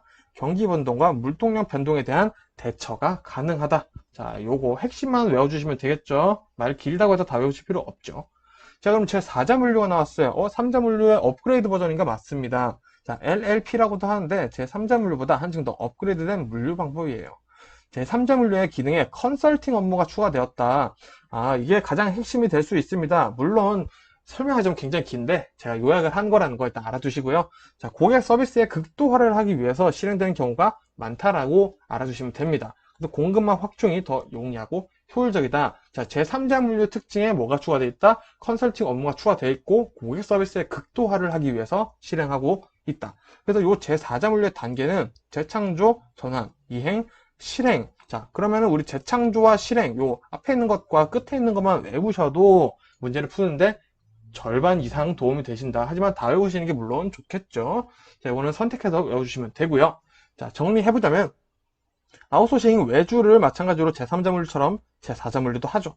함으로써 공급망 확충, 공급망 활동 범위를 넓힐 수 있다는 것을 이해하면서 응용하는 것이 포인트입니다. 자, 시험 문제에 자, 뭔가 아웃소싱을 하는데 좀 더 공급망을 확충하고 요즘에 더 많이 실행되고 있고 고객 서비스를 중요하게 생각을 하고 있다. 뭐 이런 내용들이 나와요. 그러면은 당연히 제4자 물류를 선택하실 수 있으셔야 된다라는 거죠. 자, 그러면 이제 조금 간단한 문제로 넘어가 보겠습니다. 자, 물류 시스템의 구성을 볼 건데요. 크게는 수송과 배송에 대한 이해를 한번 해볼게요. 자, 먼저 수송, 장거리 대량 화물의 이동, 자, 거점과 거점 간의 이동, 지역 간 화물의 이동, 그리고 한 개소의 목적지에 1회만 직송을 한다라고 되어 있습니다. 자, 그럼 배송의 차이는 뭐냐? 자, 배송, 단거리 소량 화물, 기업과 고객 간, 지역 내 화물의 이동, 다수의 목적지를 수행하며 소량 운송이라고 되어 있습니다. 자, 근데 여러분 제가 많이 말씀드리죠. 수송과 배송의 내용이 지금 반대로 되어 있죠. 장거리, 단거리, 거점, 거점, 기업, 고객. 자, 그렇기 때문에 수송과 배송 중에 한 부분만 확실하게 외워주시는 게 오히려 더 효율적일 수 있다는 겁니다. 내가 수송에 대한 내용을 확실하게 외웠어요. 근데 문제에 내가 수송 내용은 아는데 모르는 게 나왔다. 그러면은 배송이겠죠. 그런 식으로 공부를 하시는 것도 굉장히 중요하다라는 거 꼭 알아두시고요. 자, 이제 공동수송에 대해서 한번 볼 건데, 자, 공동수송과 공동배송을 볼 거예요. 그 중에 먼저 공동수송을 보겠습니다. 자, 장점. 공동수송은 물류시설의 인원, 축소 가능하고요. 발송 작업이 간소화되고, 영업용 트럭 이용 증대, 입출하 활동의 계획화, 운임요금의 적정화, 여러 운송업체와의 복잡한 거래 요소의 감소, 소량 부정기 화물도 공동 수송 가능하다. 자, 단점 볼게요. 기업 비밀 누출에 대한 우려. 자, 공동으로 하다 보니까 비밀이 누출될 수 있어요. 자, 영업 부분의 반대, 서비스 차별화의 한계, 서비스 수준의 저하 우려, 수화주와의 의사소통 부족, 상품 특성을 살린 판매 전략 제약이 있다. 자, 그래서 다 같이 하다 보니까 뭔가 간단하고 빨리빨리 할 수 있는데 약간 단점은 여러 회사가 모여서 하다 보니까 니네 회사는 어때? 우리 회사는 이래. 이런 것들이 조금 더 어렵다는 거죠. 그리고 또 이런 물건은 깨지기 쉬운 물건은 포장을 잘해서 우리가 조심스럽게 보내야 되는데 공동수송하다 보니까 그게 어려울 수 있다라고 전반적으로 이해를 해주시는 게 오히려 좋겠고요. 확실하게 외워주실 분들만 외워주시면 돼요. 자, 그리고 공동배송 보시면은 자, 수송 효율이 향상된다고 돼 있어요. 그래서 소량화물 혼적으로 규모의 경제 효과가 있다. 혼적. 소량화물을 여러 개 막 쌓아서 보내는 거죠. 차량 기사의 효율적인 활용이 가능하고요. 안정된 수송 시즌, 네트워크의 경제 효과, 교통 혼잡 완화, 환경 오염 방지, 이런 장점들이 있다라고 할 수 있겠습니다. 하지만 단점 보시면은 외부 운송업체, 운임 덤핑 대처 곤란, 배송 순서 조절이 어렵고 출하 시장 집중이 되니까 교통이 오히려 이게 혼잡이 완화는 되지만 출발을 할 때 이게 너무 바빠진다라는 거죠. 그리고 물량 파악이 그러다 보니까 또 어려워요. 제조업체의 산재에 따른 문제가 또 있겠죠. 그리고 종업원 교육과 훈련 시간 및 경비가 소요된다라는 단점이 있습니다. 자, 지금 말씀드린 게 전반적으로 다 이해는 안 되실 거예요. 그렇기 때문에 요거는 외우실 분들만 외워서 고득점 안정권 합격을 하실 분들만 공부를 하셨으면 좋겠습니다. 자, 그럼 제3장 화물 운송 서비스의 이해 보도록 하겠습니다. 자, 다행히도 2장보다는 그나마 좀 쉽다라고는 할 수 있는데 거의 같은 난이도니까 집중해서 봐주세요. 자, 먼저 사업용 운송의 장점과 단점 보겠습니다. 자, 이런 장점, 단점 자주 나온다고 말씀드렸죠. 자, 장점. 수송비가 저렴하고 융통성이 높다. 수송 능력이 높고 변동비 처리가 가능하다. 설비 투자, 인적 투자가 불필요하다. 물통량 변동에 대한 안전 수송이 가능하다. 자, 그러면 사업용 운송의 단점 보겠습니다. 기동성이 낮고 관리 기능이 저해된다. 마케팅 사고가 희박하고 시스템 구축이 잘 안 되어 있다. 자, 그리고 운임의 안정성이 떨어진다. 자, 그래서 이런 거 같은 경우에는 다 외우셔야겠지만 굳이 하나 외우셔야 된다 하면은 단점을 외우시는 걸 좀 추천드릴게요. 왜냐? 단점을 외워놓고 단점은 알고 있는데 내가 모르는 내용이다 그러면 장점이 될 수 있겠죠. 아니면은 이 장점 같은 경우에서 관리 기능이 저해된다라고 했는데 원래는 관리 기능이 향상된다. 이런 식으로 이게 나왔어요. 그러면은 이거 틀린 내용이다라고 풀 수가 있겠죠. 그래서 이건 좀 전략적인 공부 방법을 말씀드리고 있는 거고요. 자, 물류 서비스 기법 보도록 하겠습니다. 자, 아까 제3자 물류 나왔는데 또 나왔죠. 굉장히 시험 출제 가능성이 높다라는 겁니다. 자, 아까 말씀드렸던 것처럼 수행했던 물류 업무를 외부의 전문 업체에게 아웃소싱을 주는 거죠. 물론 자회사도 가능합니다. 자회사에게 주는 것도 제3자 물류가 돼요. 그리고 전문 물류 업체와 제휴를 통해 물류 시스템의 효율성을 올리는 전략이 제3자 물류다. 말씀드렸고요. 자, 신속 대응 QR입니다. 퀵의 느낌이 들어가 있죠. 신속 대응은 생산 유통기한 단축, 재고 감소, 반품 감소, 감소하고 단축하고 이런 것들을 굉장히 중요하게 생각을 하고 있다라는 겁니다. 자, 그래서 요거는 일단은 요거를 외워주셔야 되는데요. 자, 이 신속 대응을 했을 때 효과가 다 다릅니다. 소매업자한테는 유지 비용이 절감되고 고객 서비스 제고 그리고 상품 회전율이 증가가 되는데 제조업자에게는 수요 예측 가능, 자산 회전율 상승 이런 효과가 있어요. 그럼 소비자, 우리한테는 어떤 효과가 있냐? 상품의 다양화, 우리가 여러 가지 고를 수도 있고 품질, 제품 품질이 상승되고 낮은 소비자 가격, 경쟁으로 인해 소비자 가격이 좀 낮아질 수 있다. 그런 효과가 있다는 거. 요 각 해당되는 사람들마다 어떤 효과가 있는지 알아두시기 바랍니다. 자, 계속해서 물류 서비스 기법. 자, ECR, 효율적 고객 대응 보겠습니다. 자, 내용도 많죠. 중요한 것만 보겠습니다. 자, 소비자 만족에 초점을 두고 공급망 관리의 효율성 극대화를 목표로 하고 있다. 자, 제품의 생산부터, 자, 여기서부터 집중하겠습니다. 생산부터 소매까지 한 프로세스, 한 단계로 보고 관련 기업의 협력을 추구하여 전체적인 효율을 올리려는 고객 대응 기법이다. 자, 중요한 거, 기업의 협력을 추구하여 효율을 올리려는 고객 대응 기법이다. 자, 요게 효율적 고객 대응, ECR의 핵심이라고 보시면 되겠습니다. 자, 그래서 장점을 먼저 보시면은, 자, 산업체와 산업체 간에, 아까 기업의 협력을 추구한다라고 했죠? 산업체와 산업체 간의 통합을 이뤄 최적화도 할 수 있다. 그것이 가능하다라는 거. 자, 그리고, 자, 효율 협력을 통해서 비효율적과 비상생적인 요소들을 오타났네요. 요소들을 제거하는 목표도 가능하다라는 거 확대해서 보시면 이해하실 수가 있겠죠. 자, 그리고 TRS 보겠습니다. 주파수 공룡통신. 자, 주파수를 뭔가 활용을 하네요. 자, 여기서 힌트가 나옵니다. 자, 중계국에 할당된 여러 개의 채널을 공동으로 사용하는 무전기 시스템이다. 자, 그 어떻게 사용되냐? 화물 추적 통신망 시스템으로 물류 관리에 많이 사용되고요. 자, 주파수 공용 통신이라고 되어 있죠? 그래서 음성 통화, TRS 데이터 통신 등에 활용하고 있습니다. 그래서 이런 것들로 하여금 배차 지시나 작업 지시, 차량 위치 추적에 용이한 것이 바로 보다 TRS다. 자, 주파수 공용 통신이다. 요거를 외워주시면 또 되겠네요. 자, 그래서 장점 보시면 배송의 정확한 추적과 도착 시간의 정확한 추정이 가능해진다. 자, 여기 차량 위치 추적 때문에 가능한 거겠죠. 그리고 배송이 지연되는 사유, 원인 분석들을 파악해요. 표준 운행 시간을 작성하고 개선할 수 있겠죠. 그리고 TRS를 통한 고장 차량, 지연 차량 등을 분석하여 차량을 재배치도 가능한 것이 바로 TRS, 주파수 공용 통신이다 라고 알아두시면 되겠습니다. 자, 그리고 이제 칼스 나옵니다. CLS, 통합 판매 물류 생산 시스템인데, 자, 제조업체의 생산, 유통, 거래 등의 과정을 컴퓨터로 연결하여 모든 정보를 기업 간, 국가 간 공유할 수 있는 시스템이다. 자, 여기서 국가 간이라는 단어가 나왔습니다. 자, 그럼 범위가 굉장히 크다라는 거죠. 거의 지구 전체, 지구체 정도 되는 겁니다. 자, 그래서 CALS가 범위가 가장 크다라고 일단 알아두시면 되고요. 기업의 입장에서는 품질 향상, 비용 절감, 그리고 신속 처리가 가능한 것이 또 CALS의 역할이다. 그래서 요것들이 지금 중요한 역할이 뭐냐? 자, 우리 정보화 시대죠. 기업 경영에 필요한 필수 요소가 되고 있습니다. 필수 요소라고 얘기하는 것은 정말 중요하다는 거죠. 그래서 과다 서류, 굉장히 많은 서류나 기술 자료의 중복을 줄일 수 있고 업무 처리 정찰을 축소시킬 수 있다라는 게 또 장점이자 중요성이 되겠죠. 그래서 요 CALS를 도입함으로써 생긴 효과는 비용 절감, 조직 간 정보 공유, 조직뿐만 아니라 국가 간 정보 공유도 가능하겠죠. 신속한 정보 전달, 제품 생산 시간을 단축할 수 있다라는 아주 좋은, 가장 좋은, 어떻게 보면은 등급으로 보면 제일 좋은, 제일 최신이라고 할 수도 있겠죠. 자, 이렇게 해서 이제 물류 서비스 전략에 대해서는 내용이 끝났고요. 자, 이제는 조금 더 편하게 보도록 하겠습니다. 자, 자가용 운송, 내가 가지고 있는 차로 운송을 하는 거죠. 장점, 단점 볼게요.